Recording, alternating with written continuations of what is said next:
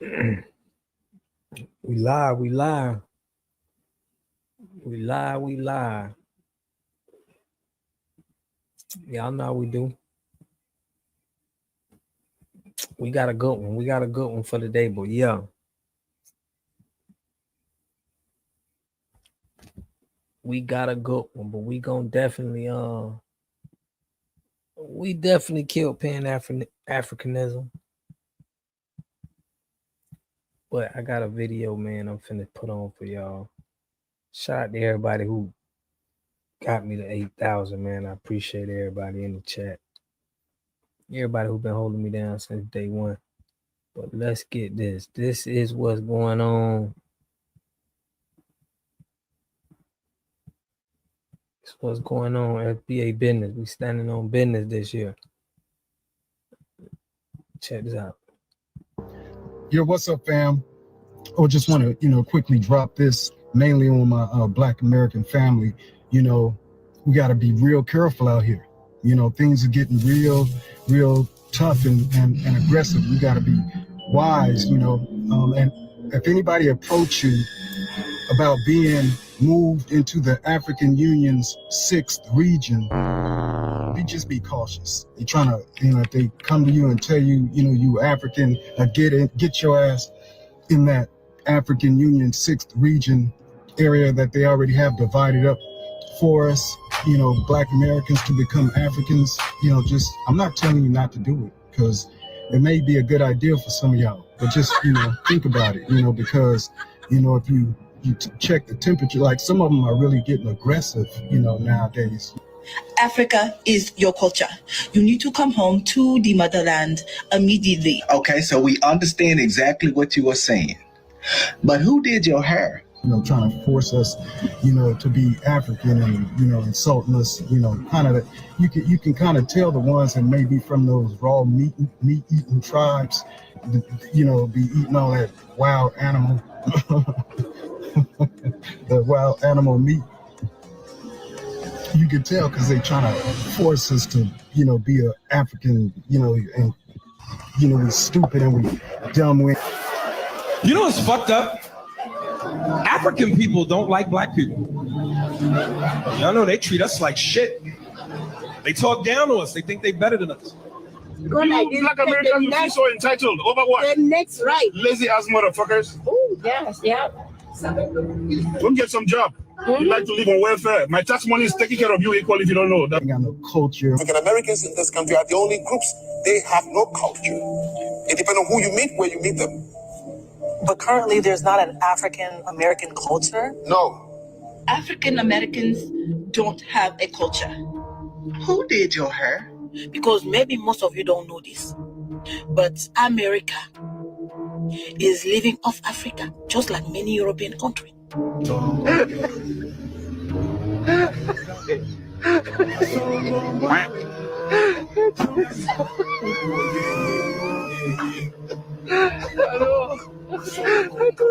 The jealousy. Jealous. The Black Americans are jealous of Africa. Swallow it. We live in your heads rent free. We will bother you and bother you and become your headache. You are Tylenol. No, we are your Tylenol. We are your Tylenol and your headache.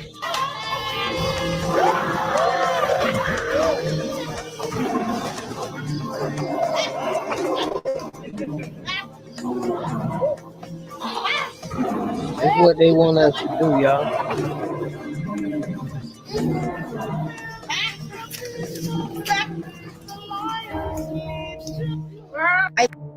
I see so many African Americans saying they are not Africans on the internet. My brothers and sisters, you are West Africans. I see most of you claiming that before the first ship of slaves came in, you had already existed in America.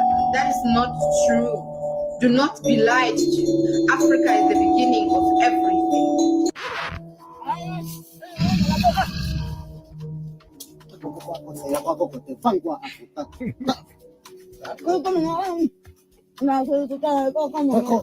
A little bit more. Me over here laughing, man. That's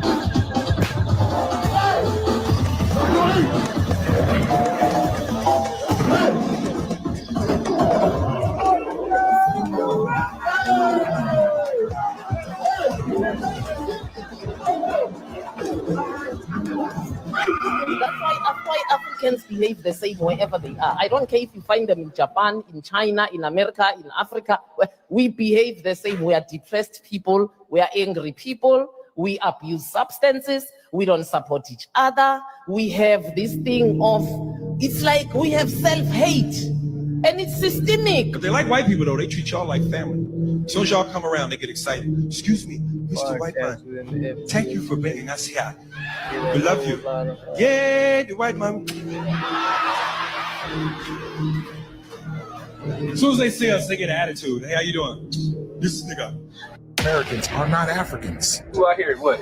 Black people ain't Africans. The black people out here is not from Africa? It's not from Africa. Oh, hold on. Where you from? I'm from Liberia. From Liberia. And you trying to tell these people that I'm trying to tell them that they're not African. They're not. And they already, I don't know why they don't want to hear. There was black people already here, but already here, but they want to say. And it wasn't even Native American, right? It was just dark. Right. Yeah. But black people is not from Africa. Black people is not from Africa. And anybody who said they're from Africa, bro, that's Africans don't even from here, bro. Now you know it's bad when Africans have to tell you that you're not African. What's that slang term they got for us? Go akata. It's derogatory for those African Americans. It's like called cotton picker. Niggas and tribes in Nigeria have derogatory terms for each other.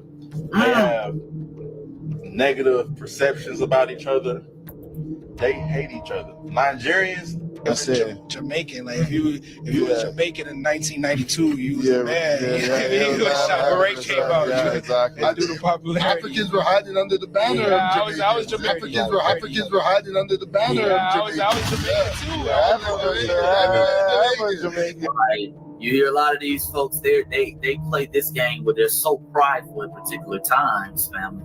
But as they're going and they're talking about it, this is a them problem. See, they're ashamed of their nationality. They're really ashamed. Uganda, Kampala, East Africa. You know, Timberland boots. We flex like Americans. You see the badness, my nigga. Of America, right? But what is the culture? Bro, let me educate you.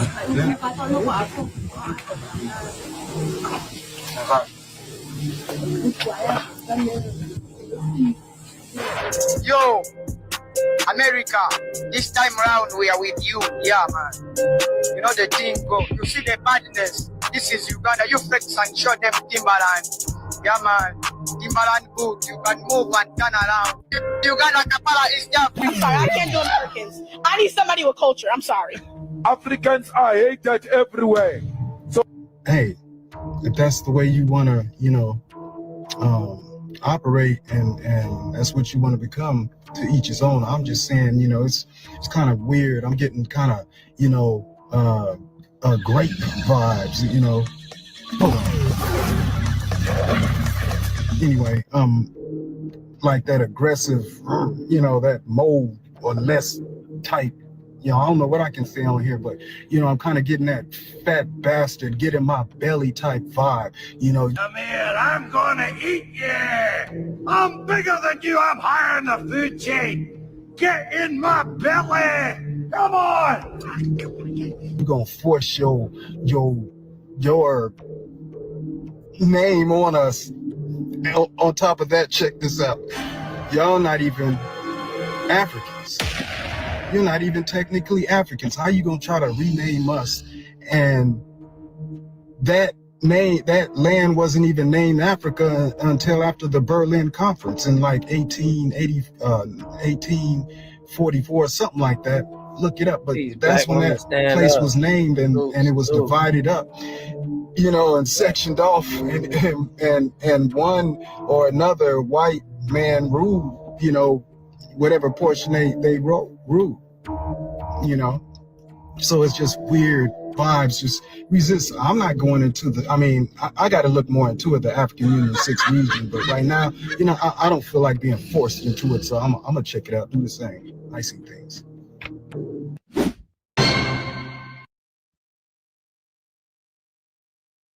Now, y'all simmer down now. Let me get some things out.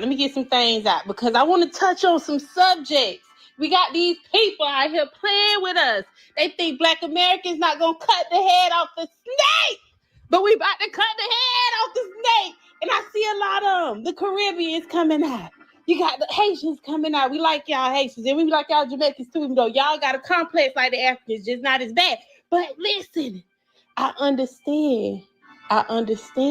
Y'all know what the fuck going on. But these Africans confused. They think they gonna win this.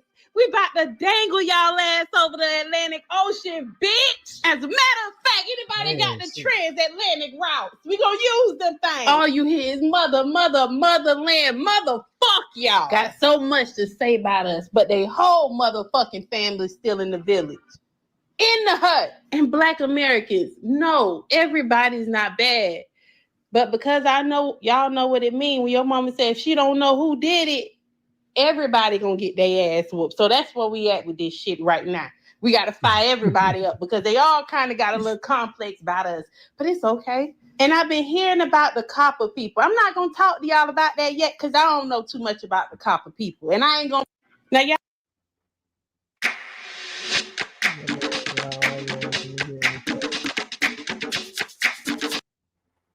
Why is there an AU 6 region department? What is it? And why do these Africans care so much about trying to get you guys to group up with them in order to establish themselves in USA? Jones. Reading is fundamental. Salute. Fundamental. It ain't illegal yet, but they working on it.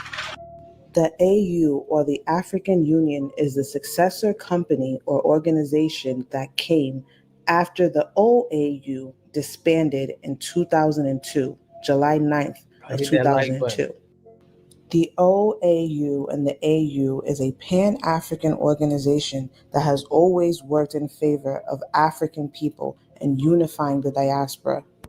This organization has been around since 1963. This is Dr. Erica Bennett, the woman who is responsible for coining the term the Sixth Region. She coined this term back in 2002 with the sole purpose of fighting for reparations for the diaspora.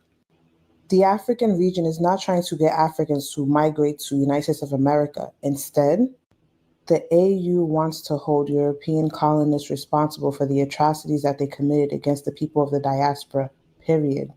She and many others are trying to fight for reparations on behalf of the diaspora. This queen deserves all her flowers. I don't know what the Africans are on trying to make Black Americans, FBA, their sixth region so they can tap into reparations when we get our reparations. Y'all got y'all reparations when y'all sold us. When y'all sold us to the foreigners. When y'all sold us to the colonizers, you got your reparations. We don't want to be a part of your sixth region. We don't want to have anything to do with you. I don't understand why y'all don't get that and why y'all keep trying to force y'all down our throats. We're not Africans, remember? We don't know where we come from. So you don't know where you come from either if you're trying to make us a part of the sixth region. Quit playing. We don't want shit to do with y'all. How are y'all trying to just force us to be Africans? Because y'all know we about to get that money and y'all think y'all gonna get a part of it. We done with y'all. Y'all been showing us a long time that we are not the same. All skin folk ain't kin folk. And everybody been showing us we the shit. We the... Y'all see how everybody trying to partner up. I dropped the video earlier and I showed y'all how, even the Asians is trying to be the first one to partner up. Global majority when it comes to popularity. Everybody want to be like a Black person. Everybody want to be a Black woman. Everybody want to dress like a Black man. FBA all day. We are not African. I pray to God they don't let this shit go through. And if it does go through, I pray to God we FBA Americans stop this shit from going through. Because y'all lousy as shit. We not Africans, remember? We don't want to be Africans. We don't want shit to do with y'all because y'all don't want shit to do with us. Y'all just want our money. And you know what? We're keeping our money. We learning how not to spend with you motherfuckers. I ain't been to an African braid shop in over 4 years. I've been braiding my own goddamn hair. We finna take that money. Now that we know we separate, we finna take that money. I don't know what the Africans are on trying to make Black Americans, FBA, their 6th region, so they can tap into reparations. I'm so jealous that there are people who get to put a flag in their bio because, you know, they're from a... Oh, I'm so glad somebody brought this up because, yes, I visited Ghana about 2 years ago, and I went to the W.E.B. Du Bois Center, and they had a really dope flag that I think a lot of Black Americans should know specifically about. So this is the flag. And when I tell y'all, I saw this flag and fell in love instantly. I will never forget the first time I saw this flag. I thought it was the most absolute genius idea, and it made me feel loved. Like, I ain't gonna lie, I felt like seeing this flag felt like a warm hug. Let me explain this to you real quick. So as most people may know, Africa is broken up into 5 regions. So north, so you have countries like Morocco and Egypt. East, you have countries like Eritrea, Ethiopia, Kenya, Tanzania. South, of course, countries like South Africa, Mozambique, and then Central, Cameroon, Congo, and then also West Africa, you have countries like Guinea-Bissau, Senegal, Ghana, right? So each star represents a location or a region in Africa. And then there's an extra star. And I'm like, what the extra star for? The extra star is for all the people who were taken away from the continent, like the stolen slaves, stolen enslaved folks. That right there literally almost made me cry. I probably did cry, if I'm being honest. This is a relatively new flag, so not many people know about it. I want to say when I visited Ghana, it had just been released. So it's about 2 years old at the oldest, to be honest.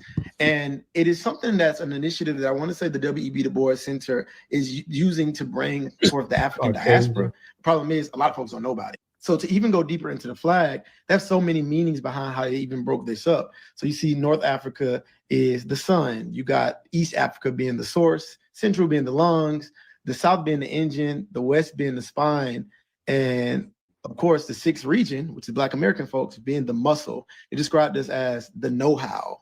And I think that's just such a power, like the muscle, the movement is such an important role to have. So if anybody's looking for a flag, and granted, it's not in bios yet, but maybe we could tag Apple and Samsung and all these companies try to get this emoji out there. But this is nothing short of a beautiful flag. And it has so much meaning to Black folks. So I'm pretty sure a lot of us don't know about it. So yeah, if any Black American person or just Black folk in general that's across the world is looking for a flag that kind of represents them, this is the 6th region flag. And it was made specifically for the folks who were taken from their home continent or their home country, whatever the case may be.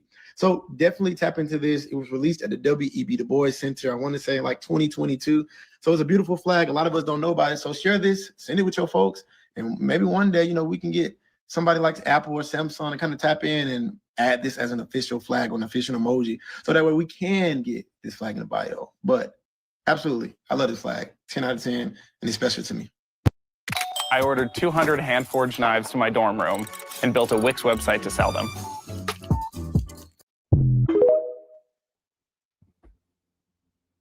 Now Africans want reparations for Black Americans. What in the Nigerian scam artist is going on? Well, in discussion with world leaders, I guess Africa started to do the numbers on what Black Americans generate, which is a spending power around $4 trillion, and felt as if they had the audacity to really say that they should get reparations for how much we generate. My Lord. Ronnie, I was flabbergasted. The same Africans who sold their own people into slavery. The same Africans who come to the United States and say that they are better than Black Americans, that we are not the same. Well, we're not the same. You're not getting a dime. If anything, we should be at that table.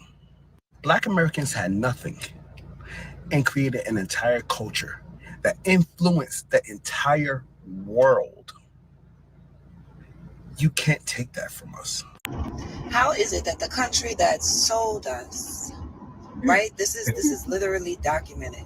How is it that the countries, okay, that sold us are now demanding that the United States, okay, who enslaved us, pay them reparations for us?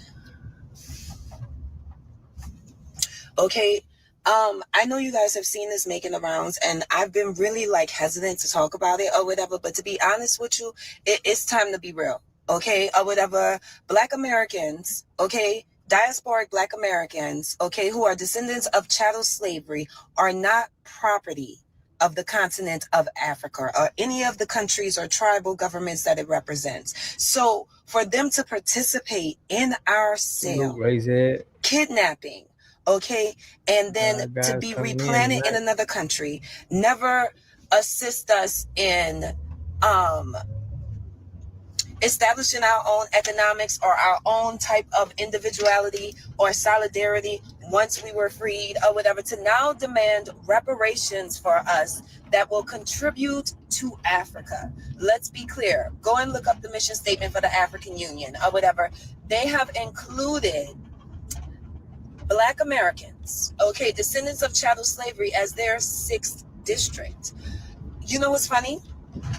African Americans didn't know anything about this. We didn't know anything about this forced repatriation. As a matter of fact, African representatives have been meeting with the Democratic Party to discuss this and lay the groundwork for not only for them to take our reparations, but for those reparations to contribute to Africa, not to the Black American families who actually paid the price in body and spirit. I don't know what y'all thought. Okay, you know what it is? I do know what y'all thought. 1, destiny swapping is real. And 2, or whatever, the reason y'all put a fucking Nigerian American, okay, in charge of our branch chapter is because y'all wanted to keep that shit secret. I need y'all to know. Black Americans over here not gonna tolerate that shit. Shit ain't sweet. Shit ain't sweet. If anybody is discussing reparations for us, it should be us. Second of all, reparations for the injured party should go to the injured party, not to the continent that assisted in our injury. Y'all hit that like button. Did y'all just hear that Africa said that they are included in the African Americans reparations? So apparently Africa and the African Union, this 2025, they basically told America that they are leading the cause for reparations for African countries and people affected by slavery. Mm-hmm. So basically, they found out that African Americans have 1.7 trillion in spending power, right? That means collectively, we got the bag. Collectively, we got the bag. None of which we already knew. We didn't have to shout it from the rooftops, and we damn sure didn't need anybody else clocking our bag. And now it's at the point where the African Union is working with America and top American officials to both colonize the African American culture, but also to receive reparations. Did you know that they have now, the African Union have now been in talks with America about us, Africans, saying you have to be to think that you are entitled to some money that does not historically belong to you. That's crazy. Knowing good and goddamn well it had nothing to do with you.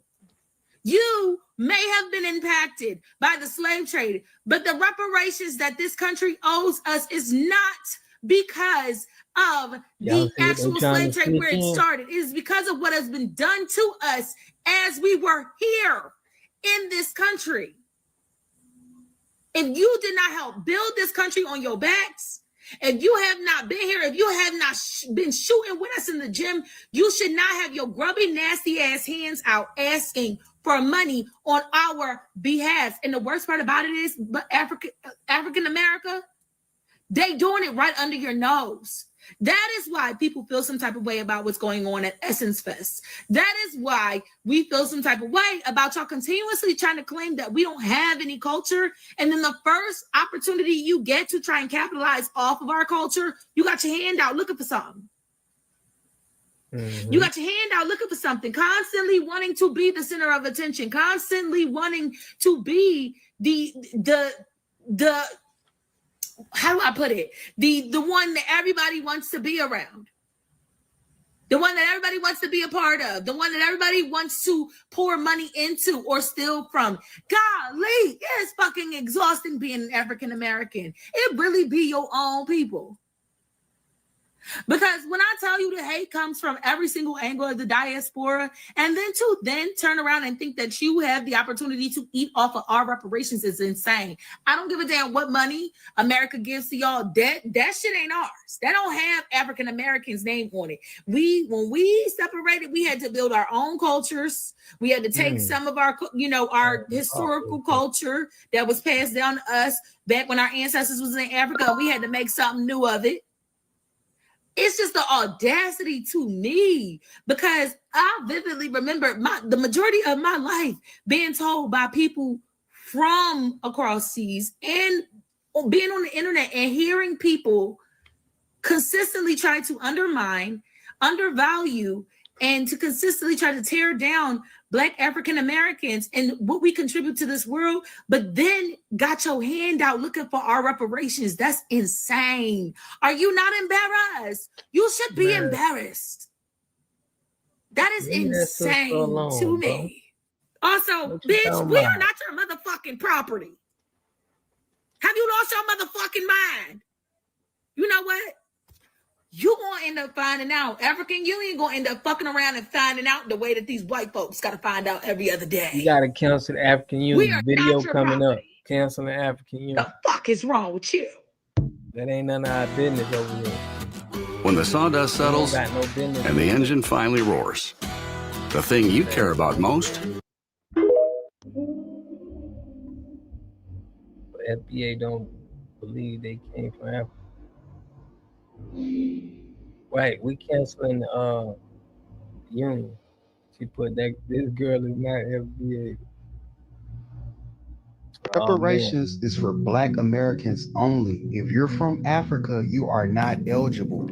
You're from the Congo, you need to go talk to the folks in the Congo. You're from Zimbabwe, you gotta holler at them folks. It's for Black American people only. I can trace my lineage on both sides back to the Delta in Mississippi. This is something that my ancestors fought for. Okay, family, let's talk about something that the mainstream doesn't want us to know right now. Right now in Africa, a quiet revolution is taking place. The African Union officially declared all people of African descent around the world as part of Africa's 6th region. That means you, me, our children, our families in the Caribbean, in South America, in Europe. We are not just minorities in America.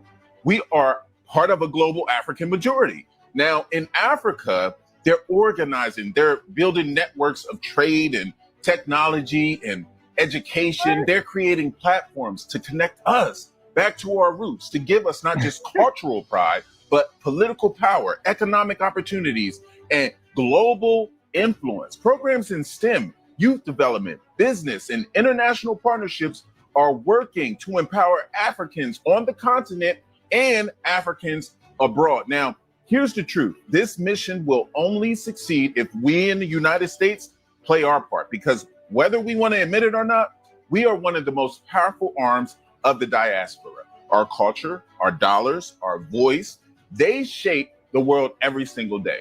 But too often we're disconnected, we're distracted, and we're divided. So we can't afford to ignore this. If Africa rises, we rise. If we invest in Africa, we invest in ourselves. That means supporting African businesses. That means building bridges for trade. That means sending children into exchange programs. That means reclaiming our genealogy and demanding that the U.S. government respect our dual identity. African citizens and global Africans. The benefits, they're massive. A stronger Africa means a stronger bargaining chip for Black America. A connected diaspora means we're no longer begging for scraps. We're partners in global trade. And most importantly, it means our children grow up knowing that they don't come from nothing. They come from a kingdom. Brothers and sisters, the African Union is basically calling us home, not to leave America, but to unite across oceans. We've been scattered for 400 years, and now the pieces are coming back together. The only question is, will we answer the call, or will we let another chance at freedom and power just slip us by? Because make no mistake, unity is the key. And when we unite as one people, no nation, no president, no system can ever deny us again. We gave Africans several times to come join us and unify, ally with us against the opposition. What do they do when they come over here? They join the opposition show to the African Union. We don't want to be a part of y'all 6th region. We could care less. Y'all didn't ask us. And who do y'all plan on getting to represent the 6th region? Foundational Black Americans? Because if it's not us or someone from our lineage, it really don't matter. You know what? We've delineated. Y'all waited too long, okay? We don't want to be a part of it. We don't agree with it. All right? Stay on y'all side. Do for y'all people. Do what y'all gonna do. We okay over here. If y'all need help, holla at us in a respectful manner. You see what I'm saying? Holla at us in a respectful manner if y'all need help. Other than that, we don't want nothing to do with it. Nothing. Speak about the injustices that happen to us. Stand up for us. Speak about our reparations plot before you attempt to hijack a global our reparations claim individually and make it a global claim. We're not with that shit. We are exclusive to our own reparations claims, as so are you. The African Union has the AU 6th region, which is basically trying to drive how using our leverage of Africans or Nigerians, well, Africa in this case, and diaspora, and leveraging the strength of these people, because there's a huge number of Africans that are not at home, that are in diaspora, and basically creating an initiative that helps, us bring that concerted effort back home and ensure that we're also getting the dividends of the people that are outside and the learnings that they have. For FINA, in terms of that kind of partnership, I think it would just probably be getting insights as well from those sort of people. They could also then contribute to funding supports. FINA is funded by Gates Foundation at the moment. We are open to other funding sources. And as you see what's going on in the world right now, where there's a lot of, aid withdrawal from the States, there's an increasing clamor for Africa to start to self-fund and do for itself. So maybe this is the beginning of an even more intense mobilization of Africans in diaspora to drive that change that we want to see, leveraging on their passion and their genuine interest in developing the continent. Developing the continent, that's what they want us for. New HugFit 360 waistband versus a soccer ball. Will it stretch? The African Union, right, Shout out has to this thing. She be going in. 2025 year of reparations. She be going click in. on it. Now, mind you, keep in mind, we counted about 70, 80 billion the other night. 2025 year reparations. Let's read this. This is Africa. AU theme of the year 2025, theme justice for Africans and people of African descent through reparations. The African Union has designated 2025 as a year of justice for Africans and people of African descent through reparations. This initiative underscores the AU's commitment to addressing historic injustices, including the transatlantic slave trade, colonialism, apartheid, and genocide. It builds on decades of advocacy, collaboration, aiming to foster unity and establish mechanisms of reparatory justice on a global scale. And I'm like, wow, they didn't go. Wait a minute, because how? But you didn't. That's not you. That's not your story, right? Y'all said that was the Negroes in America who was on the boats, right? But then guys, I just kept meddling through this website. I saw so much, including the fact that Africa, unbeknownst to us, please share this live, guys. And look what comes up. Africa made us their 6th region. Did you know that? Africa made the Negroes in America, the darkies, the Black people, the Black Americans, Golden Heart, for real. Their 6th region. They made us a state within their diaspora. So they have a state outside of Africa, and it includes us. Who the fuck told them to do that? I have no clue. Why I'm just not finding this out? I don't know why all these African diaspora channels ain't never pointed this out. I have no clue. Please click like in here. Please share the video, because this is wild. They were able to bring us inside of their group. Because mind you, this African Union has been around since 1963. And they have never been able to get this amount of money in this period of time, right? And their whole thing was African Union. Let's go back. They're trying to change how the world sees them, right? And so then some smart nigga over in Africa said, this is how we can change it. Let's bring the Black Americans in and make them our sixth region. I was looking for let me go to their, which page is this about? Is who we are. African states. If they have 55 states, then we're the 56. There's something crazy like that. No, I'm looking for the part. It's a part on here where they're explaining how they don't want the world to view them as people who are not capable of doing business, people who are not capable of trade, people who don't have enough money going into their bank accounts. They explain all of this on their site, right? And then you go into the part of the site where they made us the sixth region. One people, one voice, one Africa, diaspora of African descent in America, people of African descent in America. And this is how they have, look at this.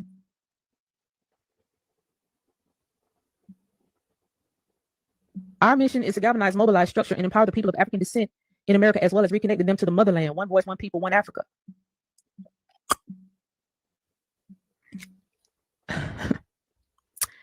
The African Union has invited the African diaspora to bring voting members of the AU to that together African people who can move together towards the unification of the African continent into a reality called the Union of African States, or United States of Africa, in the near future. But this is supposed to be us, right? That like button. They took our whole identity, is what I'm telling y'all. They took our whole identity, using it for their benefit. Look at this shit, man. Look at this. Drop a dime on them. Look at this. Who told them to do this? Who gave them permission to do this? Who the fuck gave them permission to do this?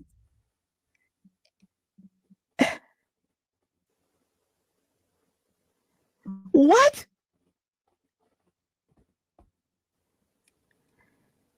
Yeah, this is wild. This is crazy. This is so crazy, bro. I swear. This shit, I said, let me go. I wasn't even gonna go live today. I said, let me get somebody else eyes on this. This was not on my bingo card. This was not on my bingo card. These fucking orange eyed put us in it. Use us for marketing and then start brokering deals all over the place. We don't even know we involved in this shit at all. We don't even know. Like, we're involved in their whole role. Like, this website, how they're explaining how they want to be the leaders in culture and all of that. And then they're sitting here. Let me show y'all. Let's go and look at some more stuff. So this website, Diaspora African Forum, this is just, like I said, it's got a whole lot of old stuff in it. Talks about the Pan-African movement and people who were at the beginning of it, and ain't no telling who all you will find on this website. Okay? There's no telling who all you will find on this website, but this is where they was talking about a brief history of how they're going to create our region, the region where my grandparents and your grandparents are buried, where we live, our homeland. They decided to come over here and do this. Okay? So let's go. Let me see. Is this where I want to go? This is another website. Like I said, I was just trying to find all the old websites that the African Union people was putting stuff on to try to get down to the bottom of how all of this even started. What gave them the balls to come over here to America and say, yeah, let's make this our sixth region and put all of them in it, right? So this website here is talking about a lot of stuff, okay? African Union and the African Diaspora tracking the AU Sixth Region Initiative and the Right to Return Citizenship, a resource for the 8th Pan-African Congress, Part 1 in Harare, Zimbabwe, February 28, 2023, okay? This is what they were talking about in 2023. Mind you, they just got 2 UN security seats in 2022. And they get to go to the Geneva Conference. Africans already had the ability to go to the Geneva Conference, but now they didn't. Now the UN seats in the Geneva Conference is coming as if it is from us, the people who are actually inside of the United States, who are being mistaken, misidentified, and misclassified as African. They're at the Geneva Conference. They're going back and forth. This is concerning the Geneva Conference. They're going to be talking here. World Conference Against Racism, Radical Discrimination, Xenophobia, and Related Intolerance, Durban Declaration, August 31st to September 8th, 2001. We underline the urgency to address the root causes of displacement and of finding durable solutions for refugees and displaced persons, in particular, voluntary return and satisfied in dignity to the countries of origin. And this is where the whole right to return, because they was playing it prior to the whole right to return, and they would disperse money from America to do that right to return. And we'll talk about that too. Urges those states, or did I read the bottom part?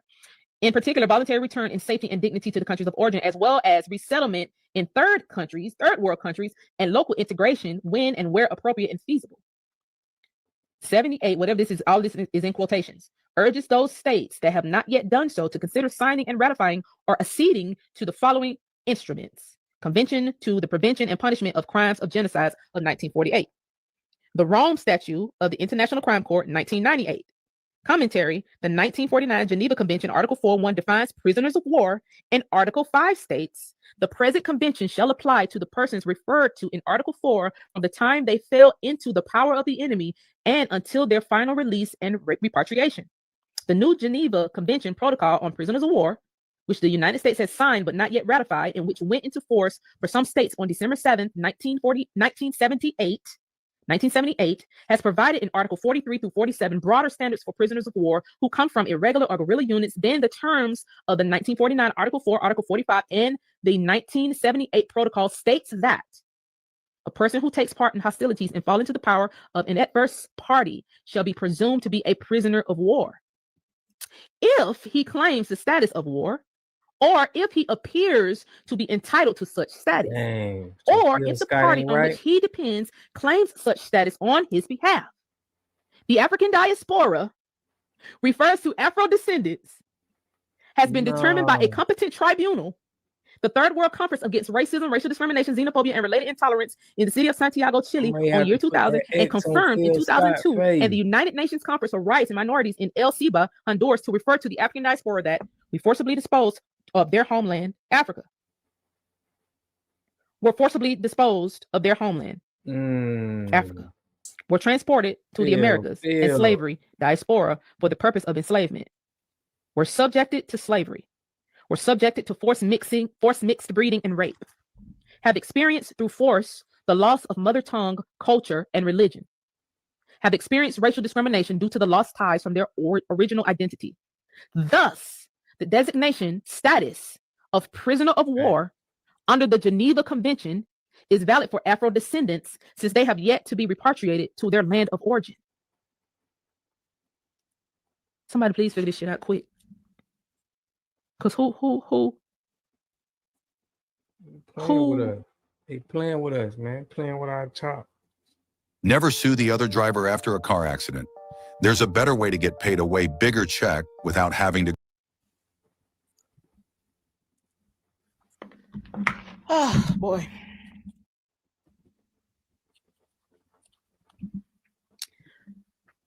These people got two new seats. Two new say-sos at the table of the Geneva Conference where they get to go and label their sixth region, their sixth district as prisoners of war, to have their sixth district repatriated. And that's why they keep using the slavery story for all those billions of dollars that they have been given from America. And that's why they keep having their cronies come online and tell Black Americans we have no culture. Because they have grouped all darkies, everybody who's dark-skinned, as them. Now that we know that Africans have created an American nonprofit organization called American Unity 6th Region USA to falsely claim Black Americans to receive our reparations that we don't even know if we're getting, and also our 1.7 trillion spending power, what do we do now? You can request their bylaws, board structure, and 501c3 filing via IRS or GuideStar.org. We can all file a cease and desist demanding removal of Black Americans from the AU6R USA mission. This is the cease and desist letter that I'm sending.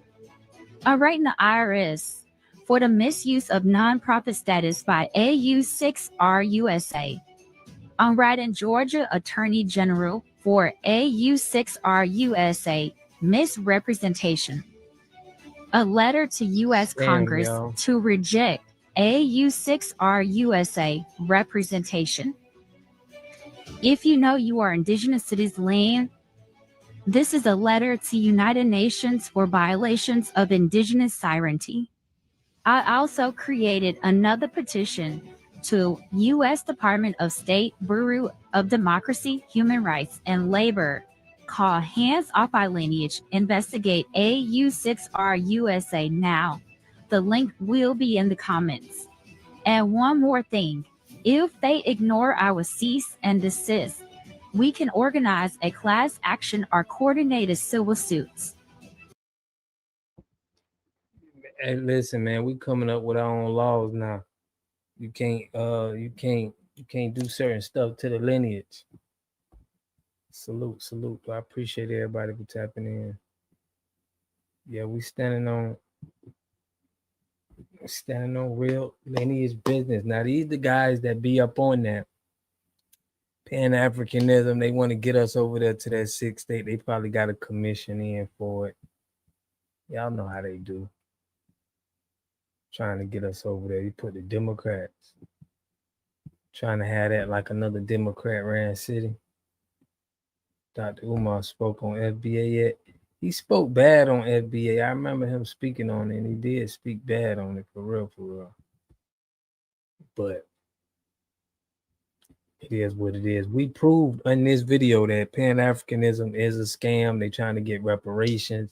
They trying to have all the money to go for you. I don't know what more evidence that we showed on this video that could be proven.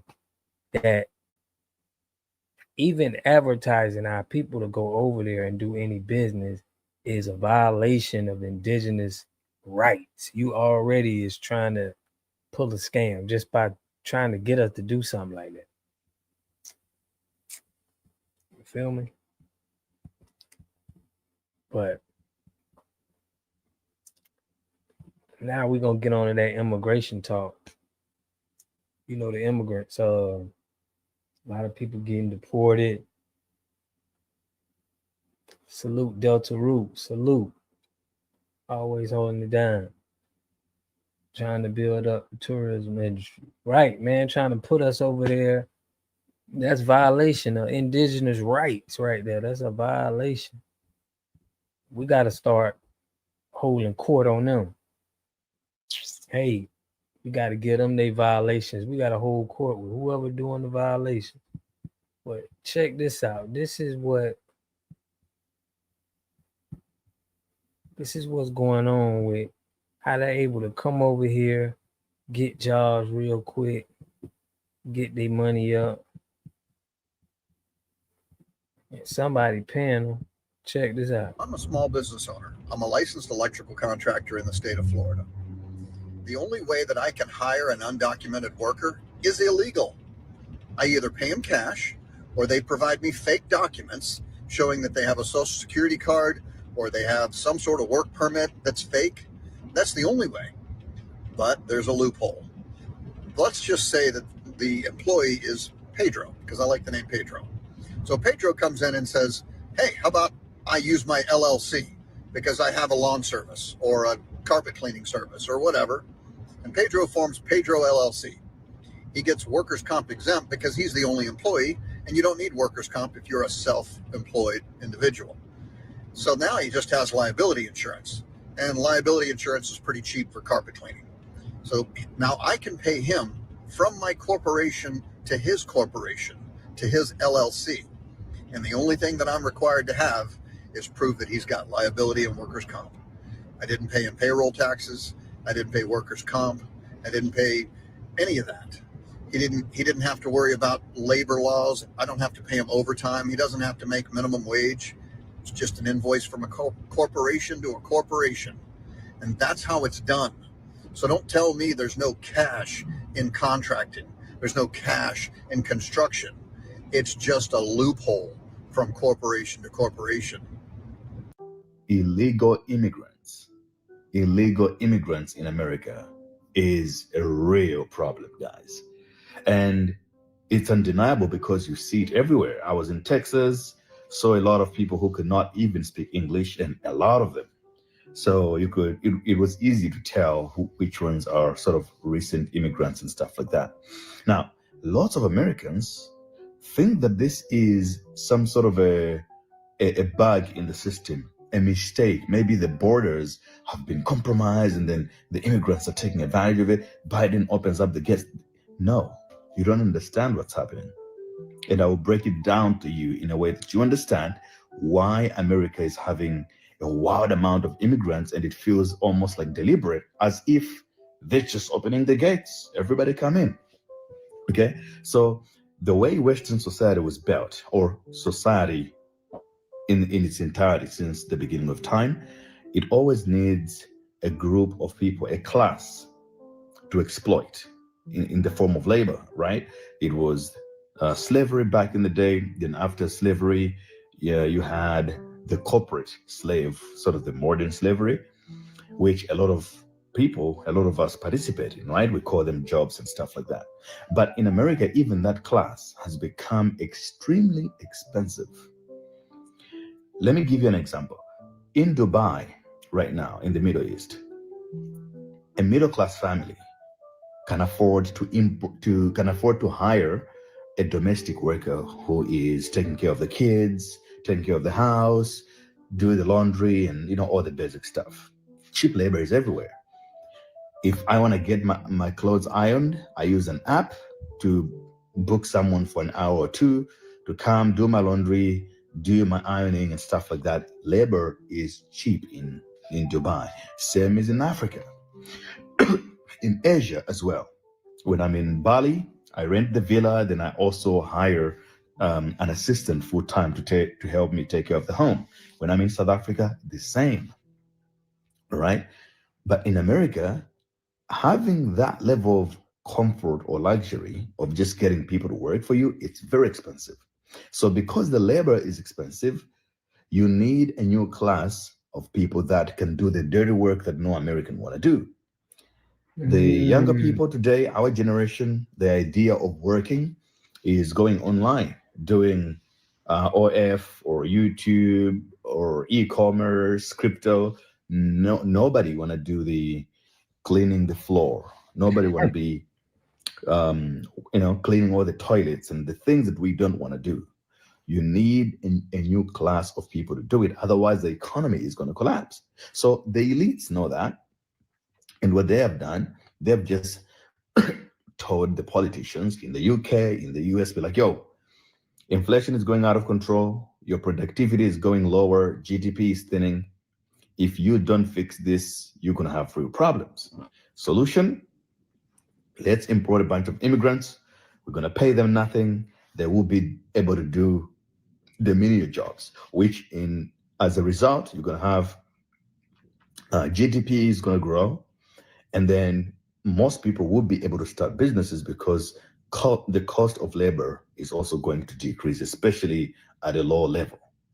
So that is going to be a good thing in the long term. But obviously, most people don't understand these things. So they're just looking at immigrants. Oh, immigrants bad. They're here to take our jobs. Oh, look at the streets. Yep. The quality of life for you, a middle-class person, is going to decrease. That's for sure. That's what immigration does. But your GDP is going to grow, which is only really going to benefit the really rich at the top. All right. So if you're wondering why millions of immigrants are allowed to jump into America and what's going on, that is exactly what is going on. It's a labor shortage, and they're trying to fix it by sacrificing you. Instead of just paying you a higher rate for you to work, they're like, nope, we don't want to pay this guy more money. Nope, let's just bring the cheap guy in and screw this other guy. Welcome to capitalism, my friend. It's not good or bad, it's just what it is. Do your best. Pedro makes $12 an hour digging this irrigation ditch outside a garage here in Santa Fe. He moved to New Mexico this summer because he's an illegal immigrant and he was fearful of Arizona's new immigration law. De muchas formas I understand there's a frustration that people think there's too much competition in the workplace. I understand why some people would want us to go back. But Pedro doesn't want to go back to Mexico. He's been in the U.S. as an undocumented worker for almost half his life. How many years have you been out of Mexico? 20 years, 21 years. Do you have any family in Mexico? No more family. Though much has been said about the benefits illegal immigrants enjoy in the U.S., the fact is many of them say life here is much harder than you might imagine. Where's your room? Okay, my room is over here. Pedro lives with a Mexican family whom he recently met. This is where he sleeps. That is my bed. No, I don't have any clothes. The only clothes I have. This room contains all his worldly possessions. He needed money and sold some of his other things when he left Arizona. How hard is it to have so little? You have a sleeping bag, you only have 4 shirts, you have 2 pairs of shoes. It's all you own in the world right now. How difficult is it for you? It's really, really difficult. I think nobody wants to get this kind of life. Hard as life is, and as long as he's been living in the shadows here, he still has big dreams. To someday get his contractor's license, to get a formal education, and to find a wife. I have a lot of hope. I want to restart again. You have a lot of hope that things will get better for you. Yes. To be clear, Pedro would like to be a U.S. citizen, but like so many illegal Mexican immigrants, doesn't want to go back to Mexico indefinitely while waiting for the small possibility of approval, especially with no family there. He feared that if he stayed in Arizona, he would be arrested for a motor vehicle violation and get deported back to Mexico. What were you scared of in Arizona? Well, the police, the sheriff. But in New Mexico, which is widely considered more tolerant to immigrants than Arizona, there are residents who think their state needs to be more strict. Do you feel that New Mexico needs to toughen its laws against illegal immigrants? Do they need to? Well, considering the threat, terrorism, I would say, yeah. Pedro says he thinks the bad guys should be kicked out too, but he says he's a good guy. You've been in this country 21 years. Yes. Do you feel more like a Mexican or an American? In America. Despite new pressures in the new law in Arizona, Pedro says he's digging in, more committed than ever to staying in the U.S. Gary Tuckman, CNN, Santa Fe, New Mexico. Illegal immigrants within the United States, if you are working at a delivery service, if you are delivering food door to door for any of the top named delivery services, you might be in jeopardy. ICE is now working in tandem with certain delivery services to track immigrants and checking their status, whether they're legal or illegal, all throughout the United States. This isn't a fiction. There are multiple reports throughout this platform and others where ICE agents have actually detained individuals on delivery, dropping food off to people's houses. Please comment, repost, share this with more people. Please stay safe during all of this illegal deportation of immigrants. Here's how immigration knows that you've been working illegally in the United States.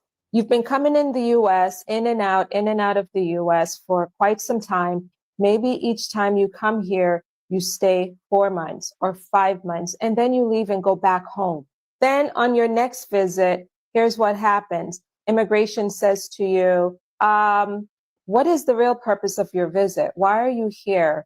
Who are you going to see? What's the nature of your visit? Where are you going to stay? They start to pepper you with a lot of different questions about your intended stay in the U.S. And if you don't answer those questions properly, or you appear even more suspicious with how you're answering these questions, they're going to pull you into secondary questioning for a deeper dive into what your true intent is in the United States. And that's where it becomes really intrusive.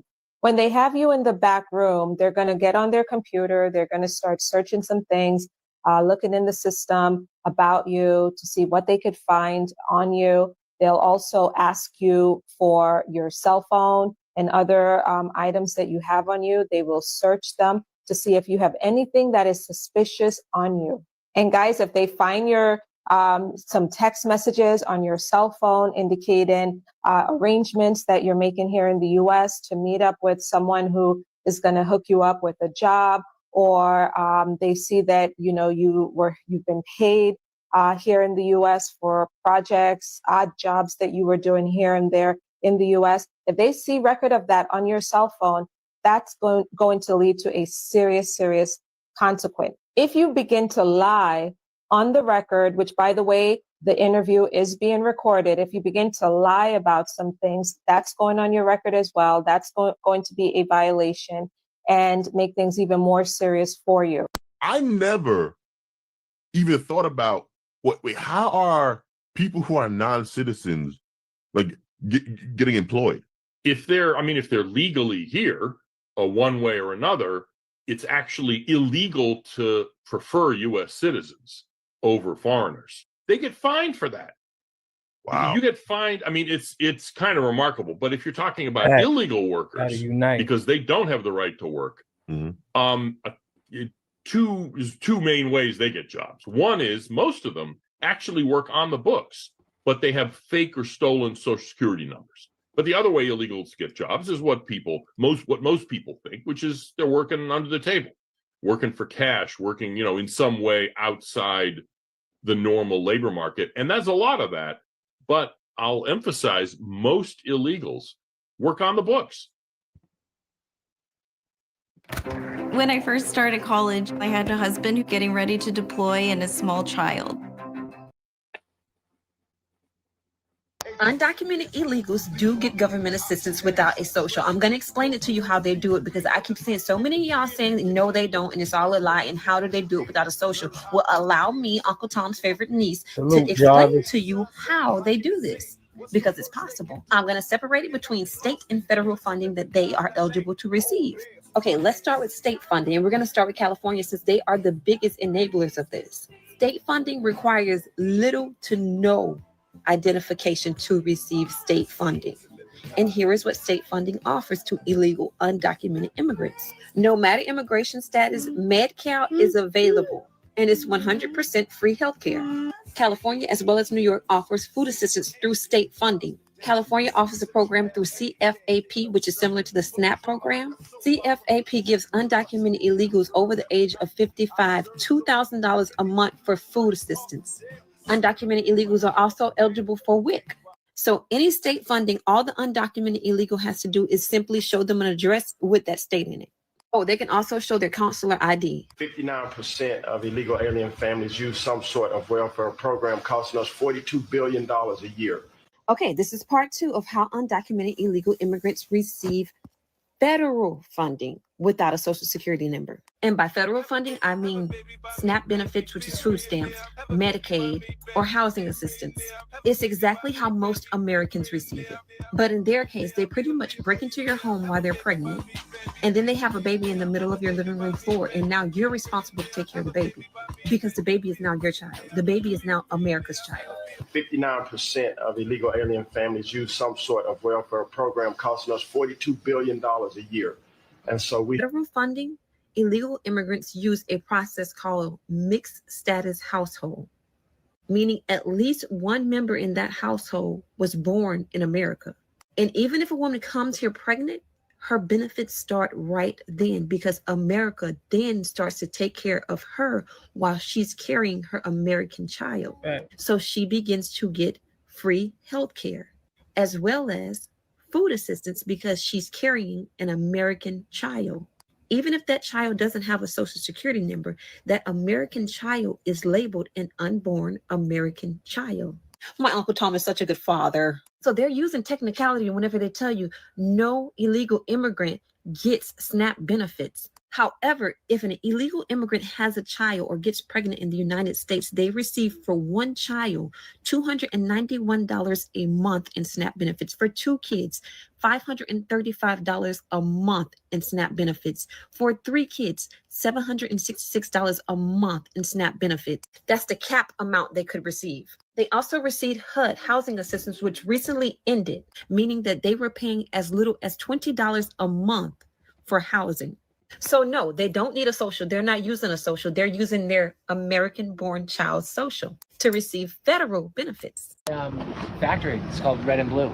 So you have made a big impact on local employment. Absolutely. Not just me, but a lot of the brands. Wow. Wow. Hola, Danny.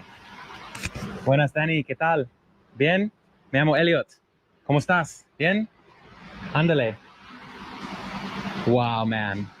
I've never seen these. I've never seen something like this. So it's pretty interesting. See, and you see how patriotic these guys are. I was telling you. Look at man, all these American flags, and the majority of them are Central Americans. Yeah, they're all Central Americans. The people that work here. Okay. Like all from Mexico, Guatemala. Make a lot of different brands at this factory. Sure. They make a lot of brands that you've heard of. And they make a lot of like premium brands. So this is one of the more premium factories in LA. They're making Amiri, which is a brand based in LA. Yeah. But these are probably $2,000 jeans. $2,000? $2,000 jeans for rock stars. Can undocumented immigrants have their own business?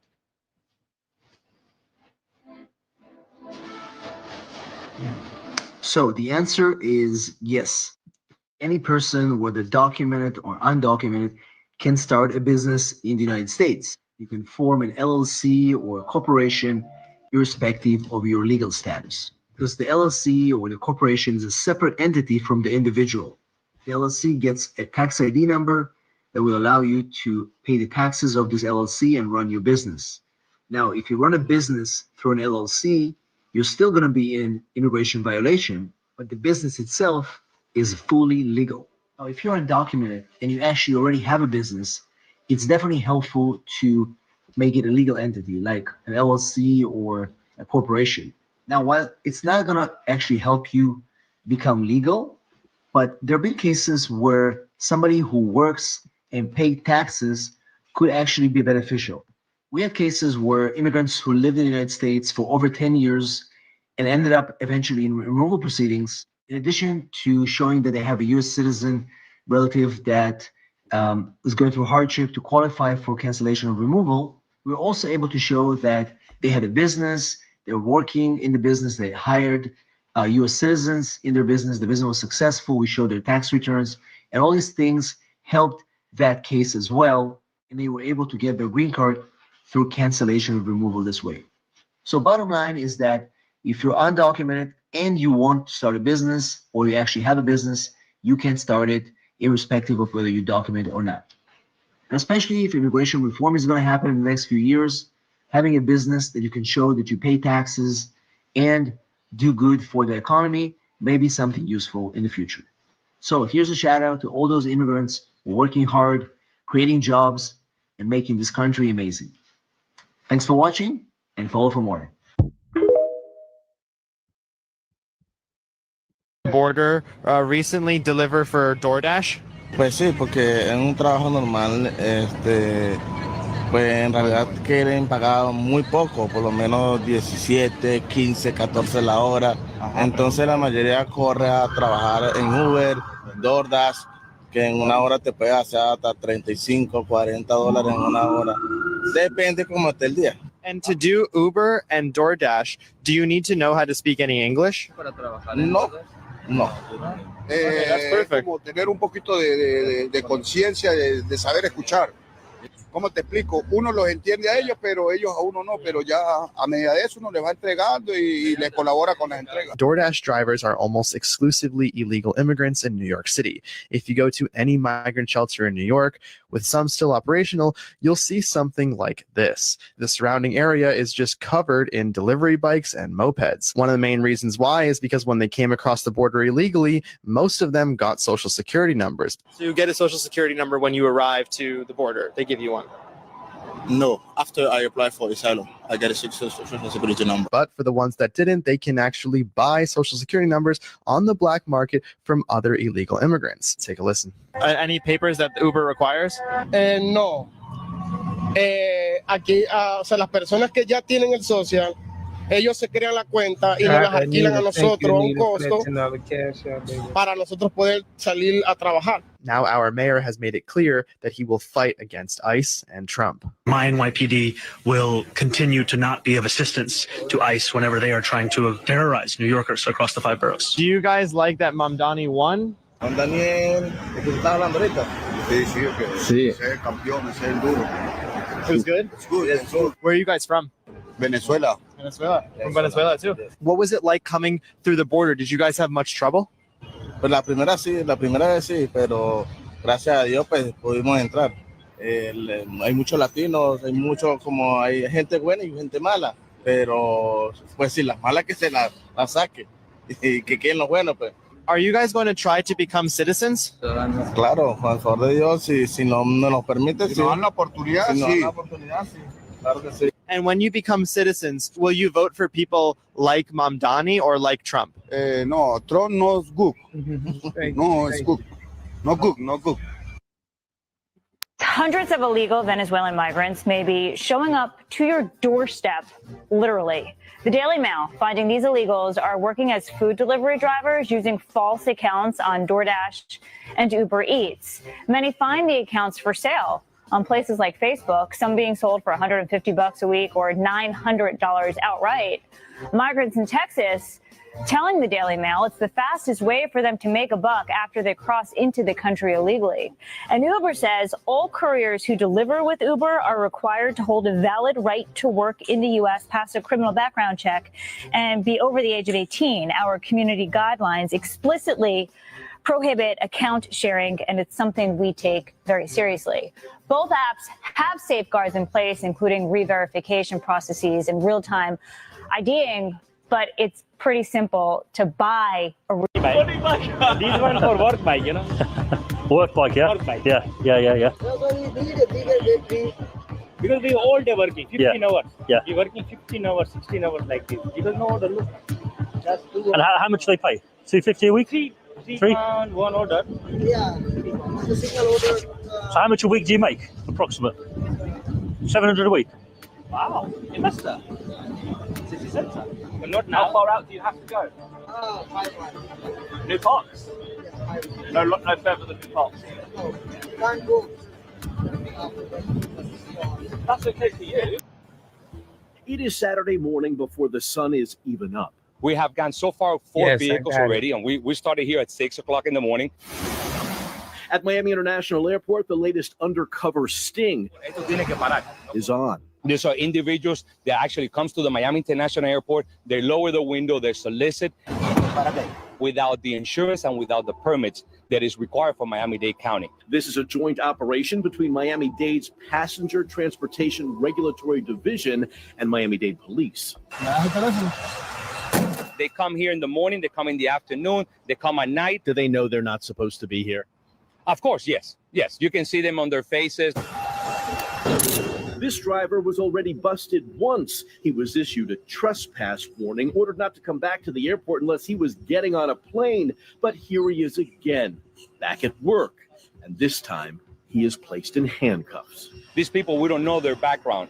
We don't know if they're felons. We don't know if they have a driver's license. We don't even know if they have insurance in this vehicle. I don't want our residents and tourists to be harmed by people that we don't even know who they are. The driver of this blue Elantra had fake Uber and Lyft signs in the windshield. They're buying online to get the attention of the consumer and make it more official. If you get in the car with him, the ride is not tracked as it would be if you use the app. Why not do it the right way? No, ask you. He refuses to talk to us, claiming he's done nothing wrong. The soliciting of passengers without... It will be extremely costly to those busted here. Each of these drivers getting 2 citations, 2 civil violation notice of $1,010 each. Plus their vehicles are impounded. Since January 2023 to today, we have done 28 undercover operations. And a total of 102 vehicles have been impounded.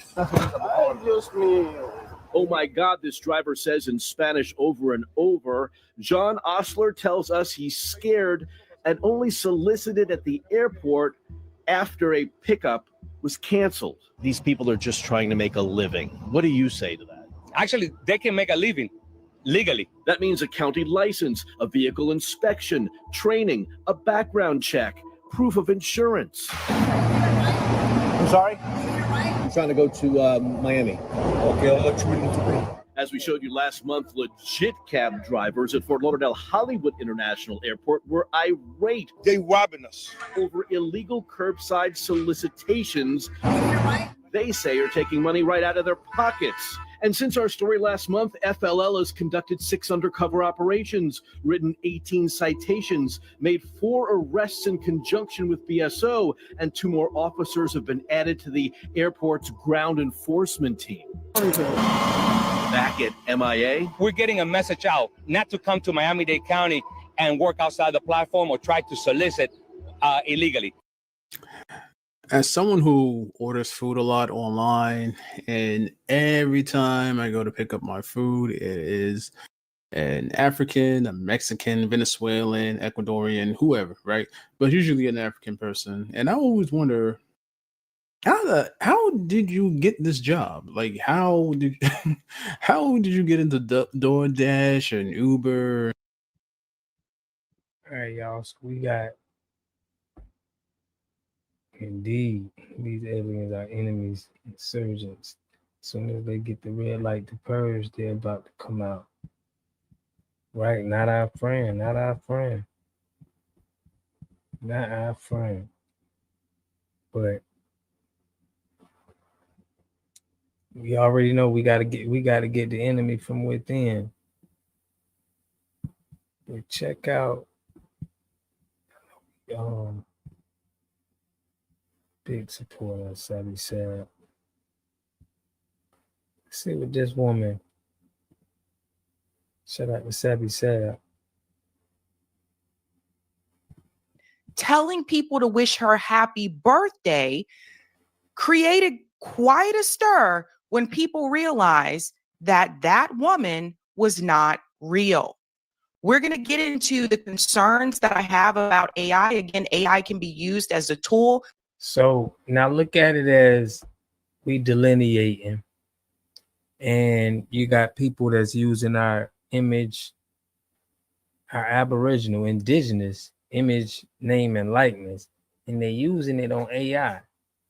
This is very disrespectful. It can be used as something for good, or it can be used in a bad way. And this example right here is AI being used in a bad way. So can we imagine them having an FBA dude or a woman, and they put them on there speaking, and they speaking on behalf of us and people as food. So like they said in the other video, the delineation, what they said, the indigenous laws on how you can use people, we got to clear that up. Way. Check out this viral video, ladies and gentlemen, of this woman in her military uniform asking people to wish her happy birthday. Check this out. Today is my 40th birthday, no husband, no kids. I made this TikTok myself. Can you say happy birthday to me?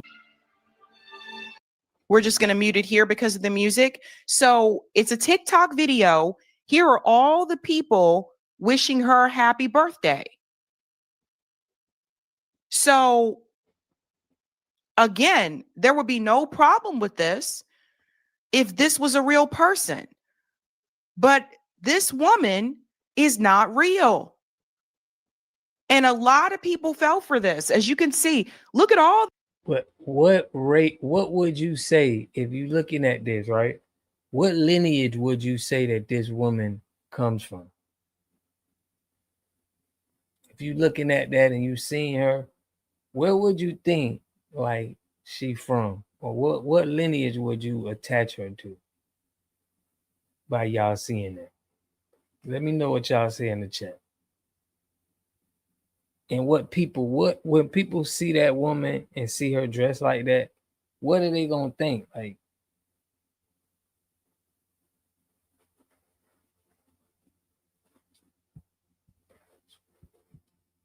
says South Africa. He's put FBA. I want to know what y'all think, man. Let me know what y'all think. Like, by seeing this, where would you think based off a uniform US? Right. So if you see that, right, from us. So if you see that, you're gonna be like, okay, that's one of us. Right or wrong? Am I right or am I tripping? Y'all let me know if I'm tripping. That's just what I see. That if they gonna do AI, we see exactly like That looks like to me like it's gonna be one of us. Like it's an American military black woman coming straight like FBA lineage and business. American military. I mean, we gotta peep all the love. We gotta peep all of that. Cause this is what's going on. Like they are trying to like emulate us now with the AI. Like they know what the impression we get globally. So put a black woman that's, you know, FBA lineage. That's how we know by the US Army. You hear how she talked. She talked like she was from America. Put us. Yeah, don't it look like she from like they duplicating us?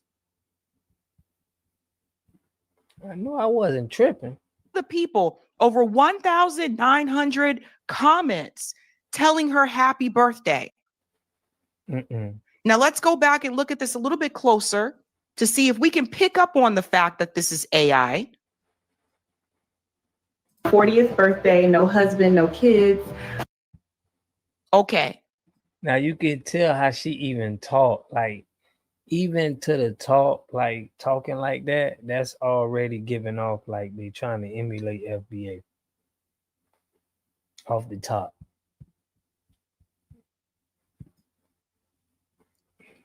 Watch the demeanor, watch the behavior. This one is hard to spot. A lot of the other videos, I can say, oh, that's obviously AI, but this one looks a little tricky. Watch it again. Today is my 40th birthday, no husband, no kids. I made this TikTok myself. Can you say happy birthday to me? Yeah, that one's hard to tell. And I want to talk about the propaganda that's being used here as well. Okay. So all of those people, over 1,900 people commented and told her happy birthday. None of them thought that this was AI. All of them believed that this was a real person, and it's not. Now let's get into the propaganda being used here. I told you AI can be used for good or it can be used for bad. Does anybody find it interesting that they happen to use someone, an AI model, just happens to be a soldier, just happens to be wearing a military uniform, and it's a black woman? What is the message they are trying to send? We all know that military recruitment in this country has not been the way it used to be. A lot of the younger generation doesn't want to join the military because they don't support these wars, which is a positive in my book. Oh, I see it now. They trying to market women to go to war. What y'all think? But listen to the language she said. No man, no kid. They marketing. I think they marketing to them. Are they trying to sell the military to the younger people? We know that this has been done before with video games via Call of Duty. We know that there have been recruiting done on Twitch. We talked about this a couple years ago. She even has like the vernacular down. This AI woman even has the vernacular now. Listen to what she says. No husband, no kids. Listen. Today is my 40th birthday, no husband, no kids. I made this TikTok myself. Can you say happy birthday to me? Imagine making $453,000 in a single month as an affiliate marketer without. Guys, this is scary. And this is what I was warning people about before, like not being able to tell the difference. She has the vernacular down, no husband, no kids. What message are they trying to push with this particular video? And why did the AI model happen to be a soldier in the US Army? Why?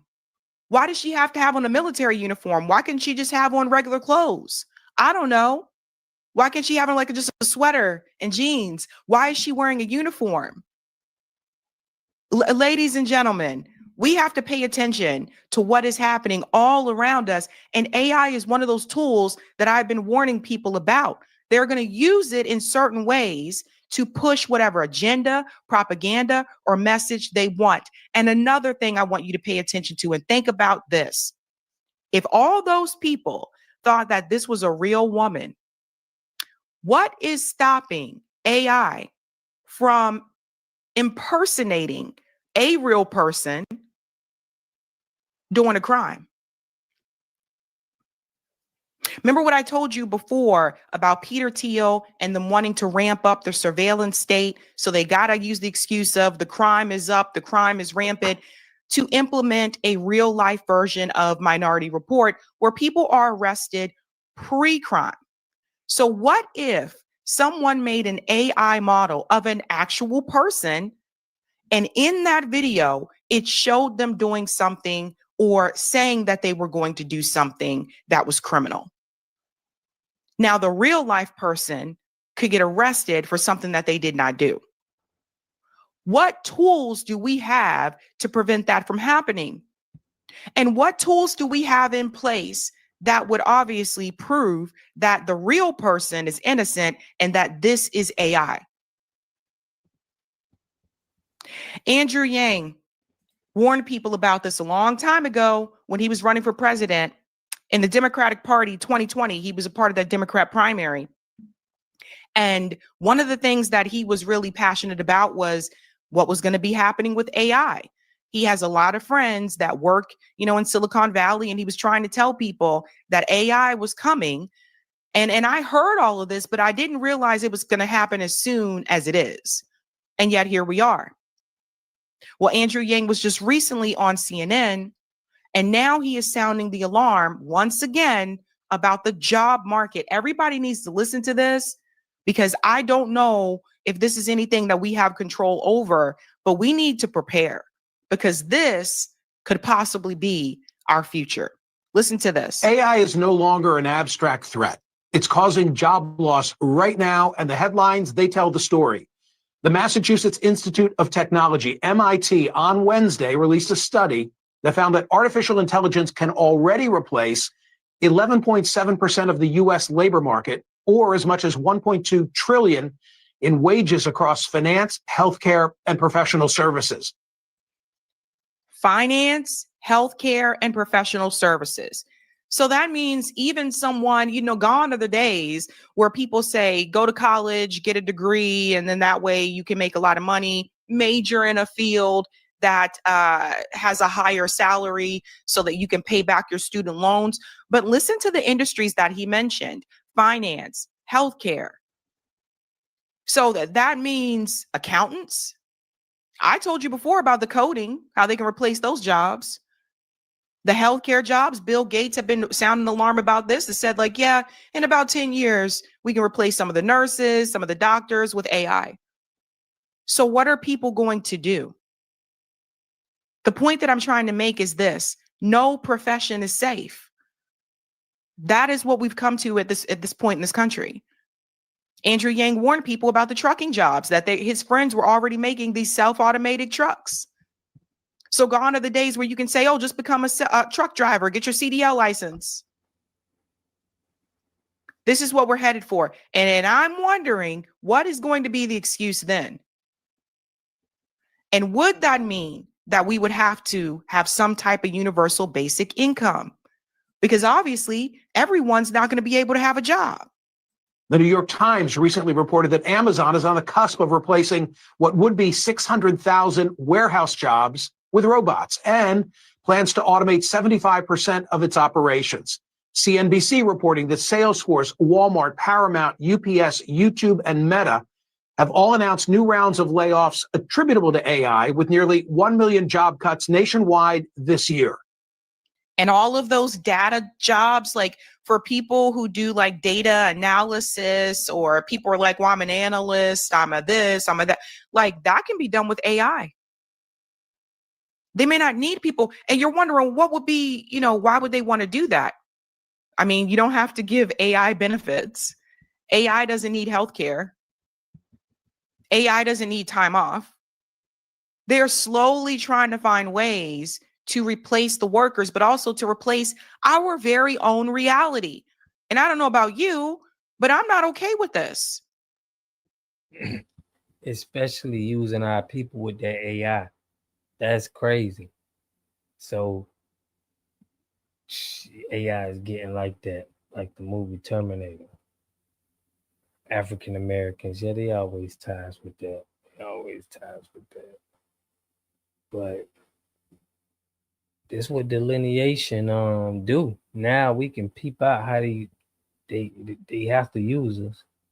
Stay human, family. We need to demand all social media platforms be listed as public, first private. Then we can sue for censorship, whatever BS they be on. Yeah, we gotta have something where you can't put a black person. But you notice how there's never no little hats? Why they don't have little hats? That whole of people advertising. You know what I'm saying? Like they never do that.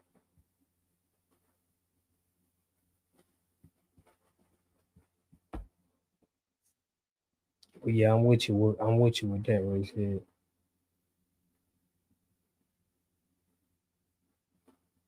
But they use our people all the time. Even in the news right now, every time you see a news channel, they always get a black woman and a white male. You know, it's always black and white. Seems like that's what they're trying to get back to with this immigration. Let me let Sabby go. Not okay with it at all. Let's continue on a little bit more here. That's the job loss that we can measure. Now consider what some are predicting about the future. Goldman Sachs estimating that 6 to 7% of the U.S. workforce could be displaced due to AI adoption. They do note, however, that the impact may only be transitory because new opportunities created by AI might ultimately put people to work in other capacities. A report by the McKinsey Global Institute finding that AI could displace 40% of American jobs due to automation by 2030. That analysis found that robots and AI agents could automate more than half of U.S. work hours, both manual and cognitive, using technology that's available today if companies redesigned how they'll do things in the future. I am also thinking about people who are mechanics, like auto techs. You need to get your oil changed. AI could do that. Like these are just everyday. Yeah, we got to come up with our own system so we can make money. We got to pool it together so we know at least we taking care of everybody in the lineage is taken care of. We got jobs and bare minimum, like things, that we may not think about when we're talking about technology. And what that means is that people may end up with jobs that they don't necessarily want, or you just may not have a job. There may not be jobs for everyone. Educational purpose only. And this is something we really have to talk about, folks. We really got to think about this because we're talking about the future. They're saying by 2030, it's 2025, it's almost 2026. Bro, but we just speaking on the black folks here in America. That's the only ones we can really be talking about right now. We going through the issues and we trying to get together. They got their own issues everywhere else and they got to handle their issues on their land. We can't really help that. All of that trying to stick together, I showed you on this channel, all of that, it ain't gonna work right now. Nobody even have control over where they at. All that Pan-African talk it's not gonna work. We never seen anything happen out of Pan-Africanism. So the future is not that far away. World Economic Forum projecting that 92 million jobs worldwide may be displaced by 2030. Ford's CEO saying that AI could replace half of all white-collar workers there. NYU professor Scott Galloway predicting that AI will hit middle management first. No, now once everybody get their situation going, it could be a connection, but it's like right now, we still at ground zero and y'all trying to unite everything in shambles. Noting that 6% dropped in managers at public companies since 2022. So here we are, AI eliminating jobs, more automation coming. If millions of people lose work, how will they support themselves? This is where an idea from the 2020 presidential campaign returns to the conversation. Right. Universal Basic Income, or already did it. UBI. The concept, pretty straightforward. Every American adult just would gotta receive a follow set up. check each month. For Cook County, Illinois, which includes Chicago, this concept just became reality. The Cook County Board of Commissioners unanimously approved its 2026 budget proposal just this month. It includes $7.5 million for a guaranteed basic income program. Commissioners approved it after the success of a pilot program where the county provided $500 a month to 3,200 households over 2 years. Survey findings based on that pilot revealed that 94% of the program recipients used the funds to address financial emergencies. 75% reported feeling more financially secure. 70% said that the program had a positive impact on mental health. Of course, there's the question of how do you pay for it? In the case of Cook County, as a result of the decrease in commercial real estate values, everybody's property taxes are now sky high.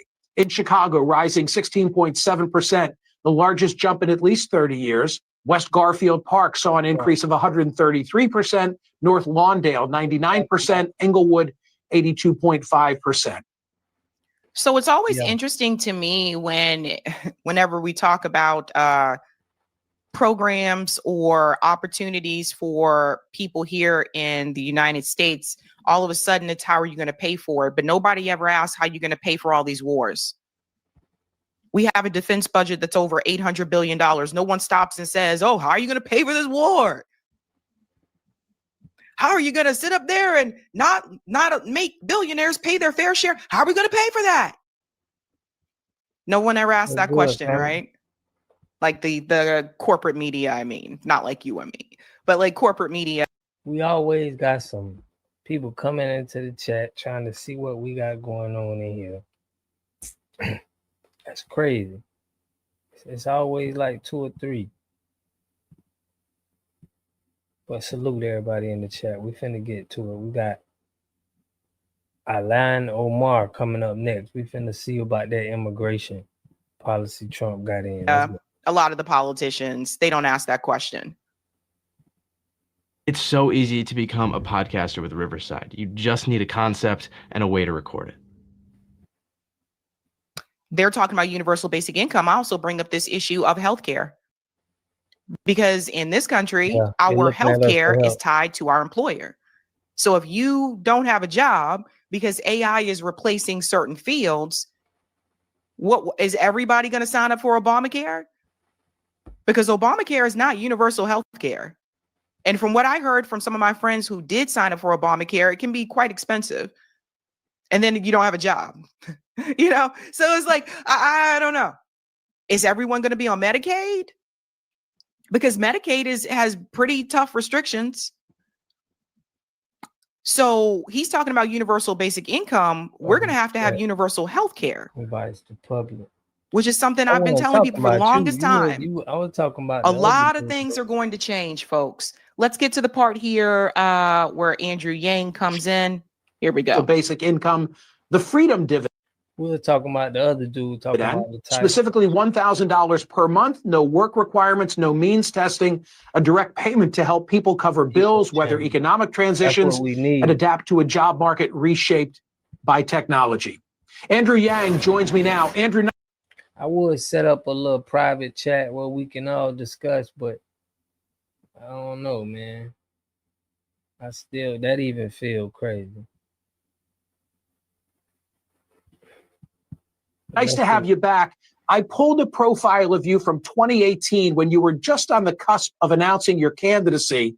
Here's a quote that you provided to the author of the piece. You said, "Need is self-driving cars to destabilize society. In a few years, we're going to have 1 million truck drivers out of work who are 94% male with an average level of education of high school or 1 year of college. That one innovation will be enough to create riots in the street. And we're about to do the same thing to retail workers, call center workers, fast food workers, insurance companies, and accounting firms." It was 7 years ago. How is that quote aging? It's aging very, very well, unfortunately. Michael, I'm so glad that we're having this conversation. 44% of American jobs are either repetitive manual or repetitive cognitive, and thus could be subject to AI and automation, and we're seeing that unfold right now. It's heartbreaking for me because I feel we could be doing much, much more for the millions of Americans who are going to be displaced. I know that Cook County is just a microcosm, but I'm sure in hearing about their experience, people are wondering, okay, Andrew Yang, we're on board. Now we get it. What you saw 7 years ago, the rest of us see, but how do we pay for it? Here we go again with that they listening, like they on what the narrative, what FBA be talking about, and they be using that in politics. It's like they don't got to do no work. All they got to do is get them. It's kind of like some AI stuff. Get what them FBA dudes talking about, because they like, they on it, and we was talking about that. Like they keep, they getting the narrative we putting on YouTube for sure. that. How do we pay for it? So you see what I'm saying? So here's the other thing. I don't know. Maybe if we would have listened to Andrew Yang back then, maybe we would already be prepared for this right now. Maybe. Just something to think about. The CEO of Anthropic, Dario. Now, check this out. This is an old girl who's in Minnesota.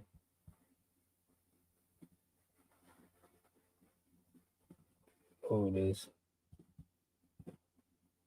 is what's going on in Minnesota. Shout out to the chat. This is Paralegal Institute. They contribute nothing.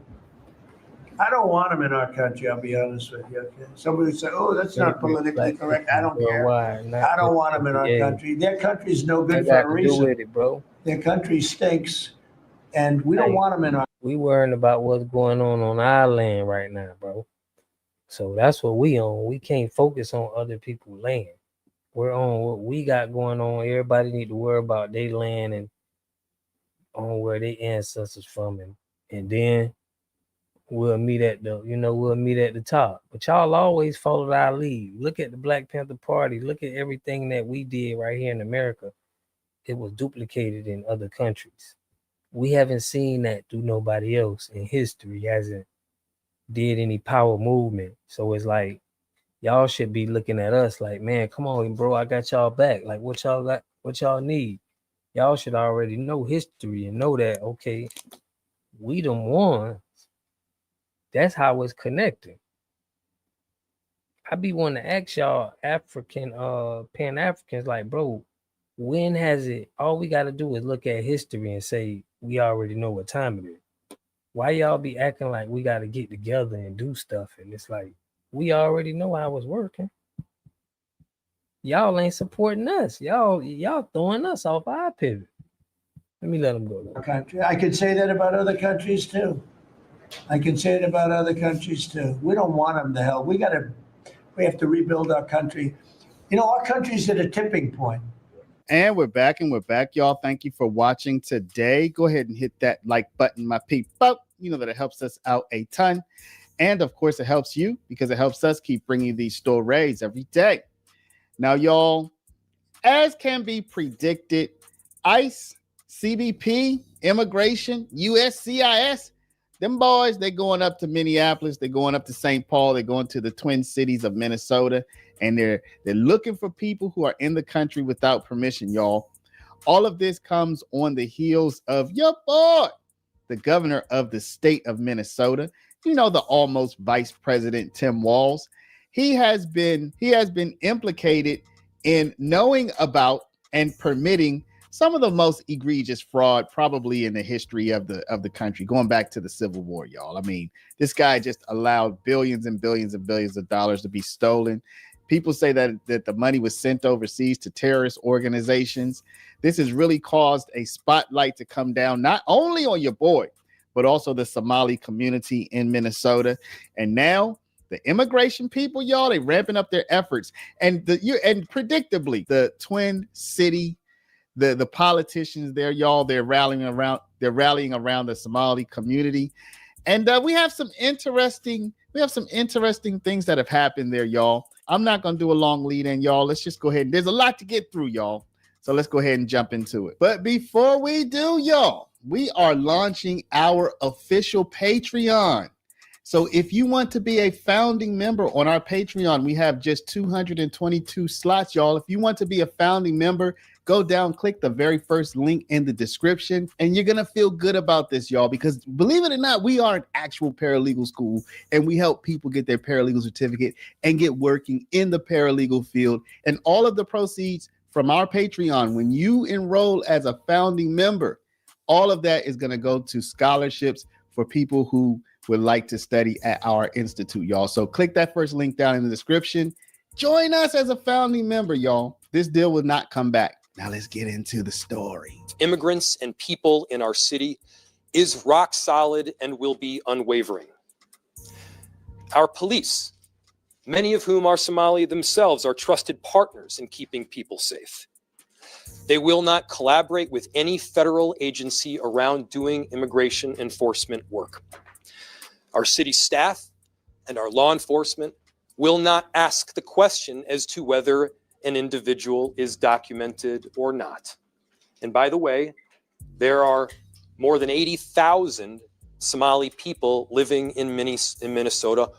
Almost all of them are both documented and citizens. And the city has worked with community partners who have compiled Know Your Rights information. And so here's what we know. You have the right to remain silent, and you have the right to a lawyer. You can refuse to sign documents until that lawyer is present. You have the right to not open the door unless a warrant has been shown. The city of Minneapolis provides free immigration legal resources. And if you or a family member or a loved one needs access to a lawyer, go to our website or call 311. So that was the recently re-elected mayor of Minneapolis telling people to call 311 if they need help. And now you're going to see that the police chief, now we're gonna have a little bit more to say about him here in a second, y'all, how they made him beg for mercy. But first, take a look at the police chief saying, call 911 if you don't know what's going on, y'all. Folks that are masked, that they're not sure if they're law enforcement, that they may be kidnapping people. Like, we have had those reports. I want to be clear to the community. The community should know that if you see something like that, that is legitimate, that you don't know if someone is law enforcement, you should call 911. And you should provide as much information as possible, because let's not forget, we very recently had tragedy in this state by someone who was purporting to be law enforcement. So please, let's be clear. That's something everyone should report, and that we will immediately respond to, and we will document, whether it's somebody's not sure if there's a kidnapping happening, somebody's not sure if that there's law enforcement present or not. And that's something else, that's additional policy requirements that we are implementing, that we will document and report these types of things anytime that we hear it, and reminding our officers of their duty to intervene. So if there is anything that is, a violation of someone's human rights or civil rights, excessive force or anything like that, they absolutely have a duty to intervene as police officers. So that video is going all around X right now. People saying the police chief said that they're going to come to people's defense. Y'all, one thing I can say about the police chief is that he was made to beg for mercy recently, to beg for forgiveness, if you will, because he had said something in an interview. Now, I tried to find the exact audio of this. I'm going to let you hear what he said leading up to this controversial statement. You're not going to hear the statement, but I'm going to tell you what he said just after this. Listen to this, and I'm going to tell you what he said. No one has been arrested yet in the shooting on Halloween night near the University of Minnesota campus that killed one and injured two others. Minneapolis Police Chief Brian O'Hara says those involved are not from the city. They're not poor kids from Minneapolis that are our residents. These are kids coming down in, mommy's Mercedes-Benz to Dinkytown, and they don't know where they are. He says they come armed, often, and ready for a fight. So right after what you just heard, he said groups of kids, groups of East African kids that are coming from surrounding communities, and not just one community, kind of all over the place. We've seen both kids that come into like Dinkytown and some of these places that are bars that are just not old enough to be out hanging out with the other kids. So that little piece, y'all, where he said East African kids, they came down on him, man, and they made him apologize. Ashaanoo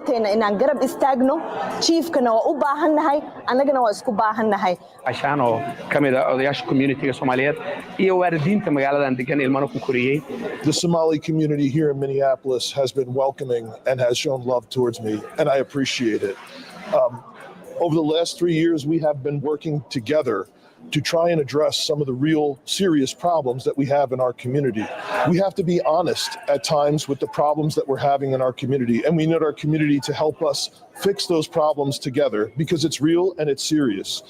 At the same time, if people have taken anything that I have said out of context in a way that's caused harm, I apologize and I'm sorry for that because that's not my intention at all. So yeah, y'all, you better watch your mouth. That's what they told the chief. They like, Chief, you better watch your mouth. And y'all, looks like the ICE, the immigration enforcement has already started fresh off of the press, the Fox channel in that area. They already aired this just minutes ago. Yes. What was that about? I don't know. These guys just randomly take me off. I'm a citizen of this country, and they take me off and they hold me. They detain me here. I don't know what they're doing. I have no idea. These guys are so stupid. I don't know what they talk. So they check what they want to see. My passport. I give my ID. I give my passport ID. Everything. They didn't want to listen to me. They want to talk to their supervisors. They said they take interview. I don't know why they take interview here. They asked me, have you been interviewed or what? I said, no, I haven't been interviewed. They said they're gonna take interview and soon as you come, they said it's gonna be hot, so they just run off. They took it off because of you guys. They just they didn't want you to involve with it. Right. Yeah. Can I get your name, or do you want to give that? My name is Ali. Can you spell it? Ali, and last name Dahir. Can I just tell him you've been in the country? Excuse me? Tell him you've been in the country. I'm just curious. Telling me what? 25 years. Yeah. Yeah, 25 years. I live here. Yeah. Yeah. What do you do? I'm a driver. I just drive medical transportations. And y'all know that Donald Trump, he doesn't mince words, y'all. He basically said, hey, we don't want him here. And they need to get gone. That's what Trump's perspective is. We don't want him here. They need to get out, y'all. So Trump, he's never really one to pull punches now, is he? No, I think that Waltz is a grossly incompetent man. There's something wrong with him. Okay, there's something wrong with him. And when you look at what he's done with Somalia, which is barely a country, you know, they have no anything. They just run around killing each other. There's no structure. And when I see somebody like Ilhan Omar, who I don't know at all, but I always watch her for years. I've watched her complain about our Constitution, how she's being treated badly. Our Constitution, the United States of America, is a bad place. Hates everybody, hates Jewish people, hates everybody. And I think she's an incompetent person. She's a real terrible person. But when I watch what is happening in Minnesota, the land of 1,000 lakes, or however many lakes they have, they got a lot of lakes, but this beautiful place, and I see these people ripping it off, and now I'm understanding, and you're going to look into I hear they ripped off Somalians, ripped off that state for billions of dollars, billions, every year, billions of dollars, and they contribute nothing. The welfare is like 88%. They contribute nothing. I don't want them in our country, I'll be honest with you. Okay? Somebody would say, oh, that's not politically correct. I don't care. I don't want them in our country. Their country is no good for a reason. Their country stinks, and we don't want them in our country. I can say that about other countries, too. I can say it about other countries, too. We don't want them to hell. We have to rebuild our country. You know, our country's at a tipping point. We could go bad. We're at a tipping point. I don't know if people mind me saying that, but I'm saying it. We could go one way or the other, and we're going to go the wrong way if we keep taking in garbage into our country. More than average. Ilhan Omar is garbage. She's garbage. Her friends are garbage. These aren't people that work. These aren't people that say, let's go, come on, let's make this place great. These are people that do nothing but complain. They complain. And from where they came from, they got nothing. You know, they came from paradise and they said, this isn't paradise. But when they come from hell and they complain and do nothing but bitch, we don't want them in our country. Let them go back to where they came from and fix it. So yeah, y'all, this could have been expected. You can't tell me, after bro, he ain't been listening to FBA been saying. We've been saying that, bro. Y'all can't tell me this man getting our talking points, bro. We've been saying this for 2-3 months already. Standing on FBA, they sold the land. They sold us and now want our money. Bro, we've been saying that same thing he's saying. I'm telling you, bro, his campaign, like, man, we gotta listen to them FBA. Yeah. But I'm telling you, man, they getting a good dose of what we saying FBA online. Like, okay. Cause it's common sense. It's like it gotta fit that narrative. FBA, that's in a great movement, but as a political movement is doomed to the perils of legal prosecution because it does not connect the people in the land of America. No leg to stand on is FBA. Bro, it's just the lineage what we talking right now. And we not doing stuff on the internet talking all our stuff, bro. We trying to work underneath because y'all be ear hustling and we got agents, we got a lot of stuff going on, bro. We don't even, but our ancestors been doing this. So if anybody gonna do it, bro, we need to be the ones. We gonna be the ones to do it. I said we already got this. This God give facts, man.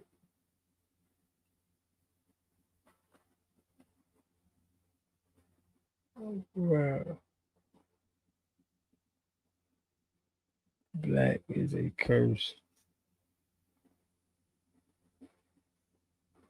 They're always liking off our sauce. Yeah, man. They definitely liking off the sauce and using that rhetoric. It's gonna connect. They know it's gonna connect with the people. We've been saying that Black Alpha Network. A lot of people been saying this. Man, what's up with y'all, bro?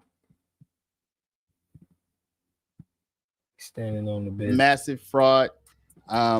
It's sad when a few bad apples spoils a bunch, but as human beings, that's how we are. We draw conclusions about a large number of cases by looking at a smaller number of cases. I'm not justifying it. It's part of our operating system. It's part of the software that we're created with. We see a small group of instances. They all look similar to us. And we say, that's probably a pattern, So it is what it is, y'all. Definitely is what it is. So they know what time it is. Put the God into over. What's up, man? Now they coming. They already here heavy. FBA only means that we have been here since the foundation of America. Why do those people be tripping? Why they be tripping, man? And they hiring our people. We awake right now, so it's hard to get over on us. And they don't like that. Everybody don't like that. They don't like they can't get over on us right now. We ain't going for it. We ain't going for it. Yeah. Yeah, so that Pan-Africanism is over. It's super over. They got to find something else to pander, because that ain't working no more. But salute, man. Salute to everybody for tapping in. My understanding isn't flawed because I have done diplomatic work for the U.S. Department of Education and traveled to Morocco and to Tunisia. What's up with this guy?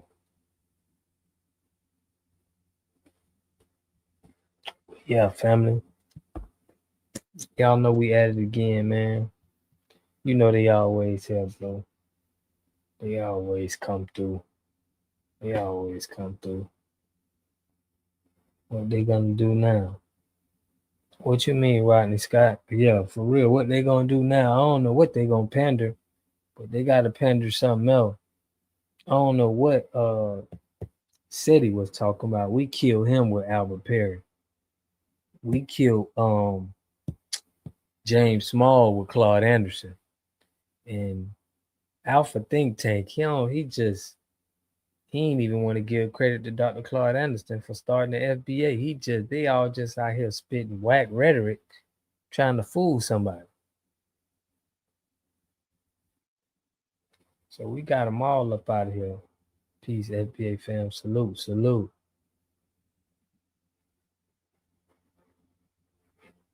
For real. Maverick YouTube. Minister Warzone, FBA, salute, salute, salute, man. What they gonna do now, bro? It's over with for 'em. Smalls copping, please. Yeah, he copping, please, but man, he's still peddling that same rhetoric. We not going. They trying to put us over there in that little area 6 that they got. We not doing that. Oh yeah, Dr. Umar deserved to be up there instead of Afro Think Tank. Afro Think Tank in Canada. Afro Think Tank so goofy. Yeah, but Dr. Umar was the one. Listen, Dr. Umar was all they had. Dr. Umar was their LeBron James. Once he got exposed, it was over with. That was the real downfall. If Dr. Umar would have been able to stay relevant, they may would have had a chance. No, they ain't never have a chance. But Dr. Claude Anderson told us, delineate a long time ago. Big facts. Yeah, he told us to delineate. You didn't want to listen. But he's so fake. Tiny Tim tiptoeing through the tub. Man. Yeah, but once Umar Johnson got, it was over with. This thing started falling down. But bro, they've been doing this for decades and we haven't seen nothing out of. Can somebody name me something? The haters don't even never want to say something. Like, just tell us something that happened that was great out of Pan-African.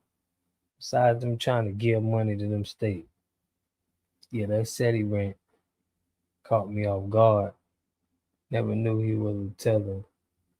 Yo, and Smalls is just trying to protect his African hotel. Yeah, the African hotel is going down, bro. It's a bad investment, bro. Don't blame it on us. He mad at us. It's over with. You better sell that thing and get up out of there. Or something too, though. I don't know. But I was shocked SETI went off like that down. What's SETI from? Detroit, ain't it? Ain't SETI from Detroit? Mickey?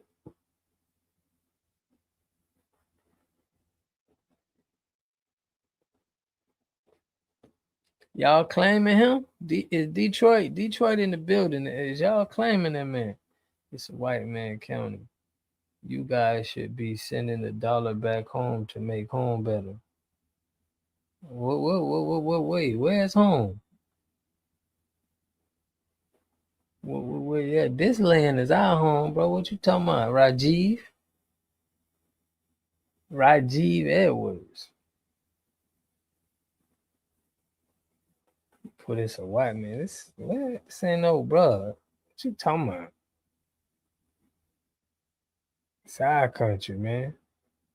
Yeah, SETI from the D. Dang, SETI out there. But yeah, him man said he could take the L off of the lover because yeah, it's over for Smalls and Seti. I seen Seti had another title where he was saying that it was pyramids in America and Egypt. So I think he trying to come back. He trying to back. He gonna back that up.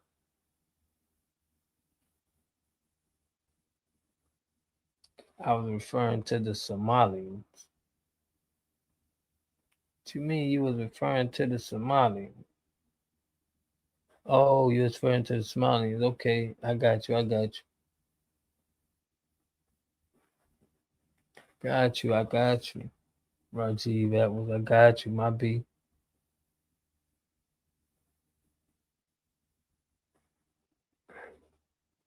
Said he was a shock to me too, but I knew he was off the rocker a while ago. Yeah, he looked like he be hitting that pipe. Black to be getting scammed over there in Africa. Man, bro. I did a whole show. I think it was yesterday. Showing a little something today, but yeah. Bro, these Pan-Africanism they should have to pay into all of the stuff where people got stolen. If you call yourself a Pan-African, you got to put your money up and you got to help rebuild everybody who lost money, bro.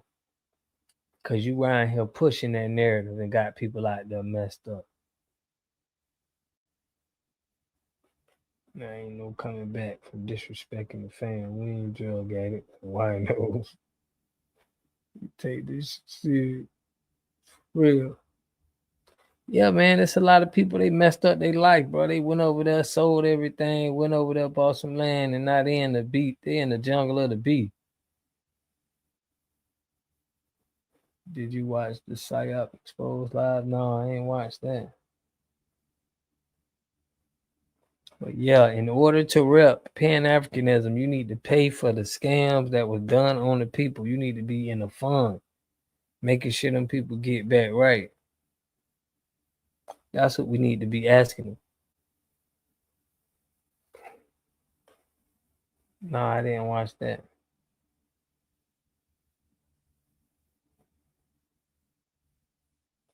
Yeah, man, I'm worried about letting anybody close, man. Cause I see they trying to use us too hard. We gotta watch everybody. Dang, I put the link in the chat last night.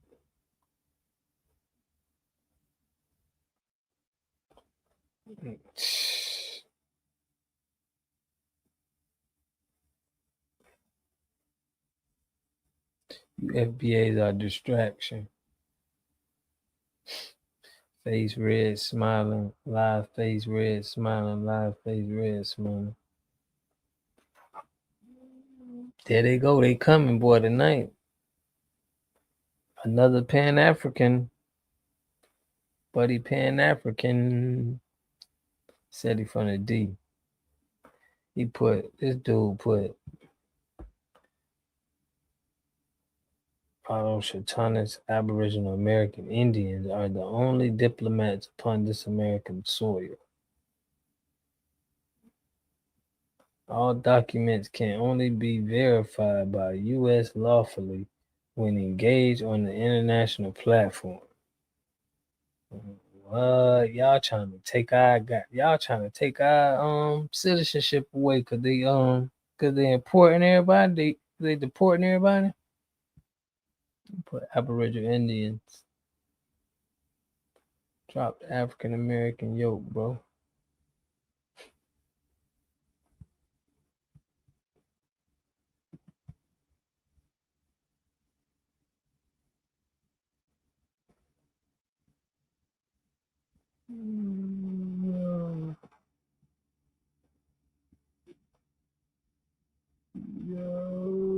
Judah Jeremiah is a troll. Yeah, they come and watch this. Raise head. When is the next congressional hearing?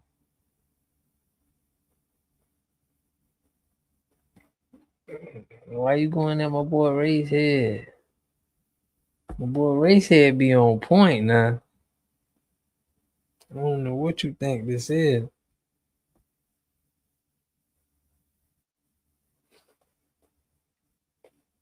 Yeah, troll. For real. They don't like that. They don't like that, bro. What's the problem? They know it's an FBA, but as soon as when y'all click on my channel, y'all know it's an FBA strong channel. Y'all already have the talking points ready. Y'all not focused on the bag. Y'all focus on what y'all think y'all should and shouldn't get reparations, causing division.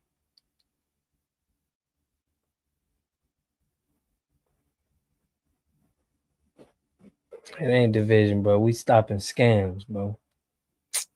You go over there to Africa and go move at the 6, everything they got going on. Or help the people out who done got scammed. Help them people out. Since you know what all them Pan-African people who done got scammed out their money.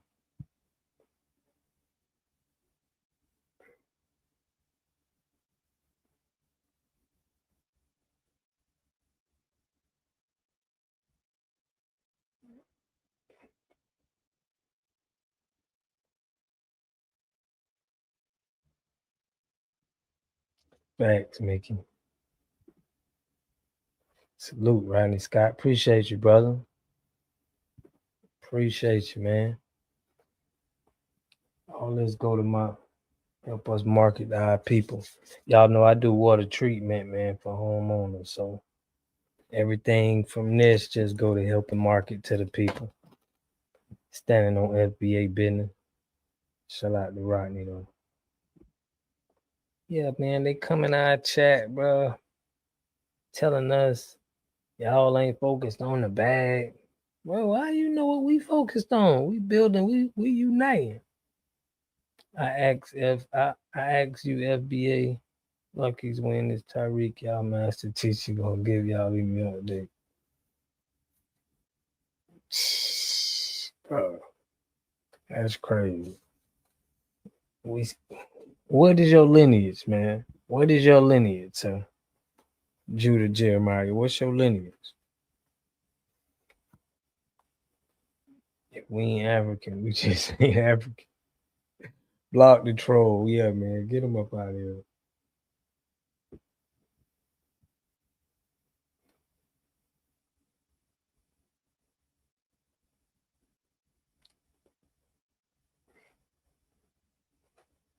They always try to use Tyreek name and everything.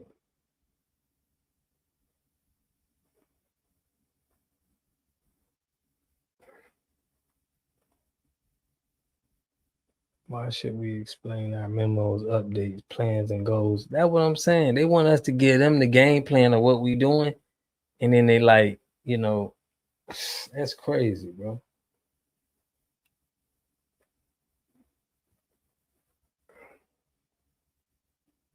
It would be in everyone's best interest to research and engage. Diplomatics, because AI is being implemented to your great master teacher. Okay. So anybody that we see that don't align with what we saying, we don't care who it is, we gonna call it out, bro. It don't matter who it is. So if we find out anything crazy going on with FBA, trust me, bro, it's people gonna stand on that. So we don't need y'all thinking that y'all trying to put police on people and saying that. Once we find anything crazy, bro, we gonna stand on it.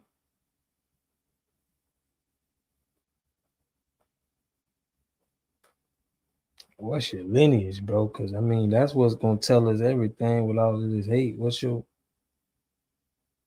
you African? Y'all seem a little butthurt, bro, that we just exposing the truth. These guys trying to get people to Africa. They making money behind the scenes. Trying to be a preacher.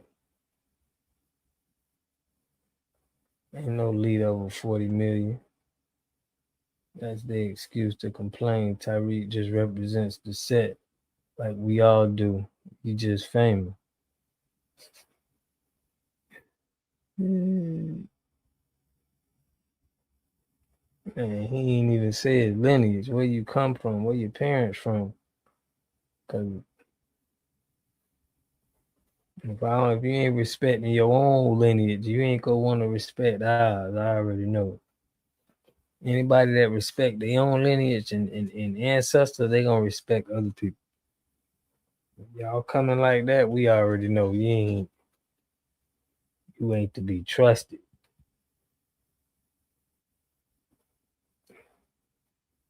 Shout out to my ain't no leader. They always bring up Tariq Nasheed, bro. Like he really having leadership meetings or something. He ain't doing nothing but like they want to bring his name. Like that's the only thing they got. They can't give nothing structured.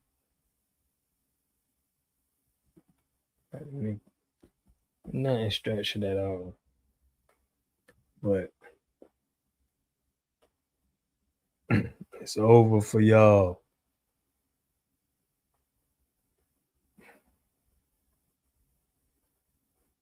All things gonna be revealed, right? So they ain't even gotta worry about it.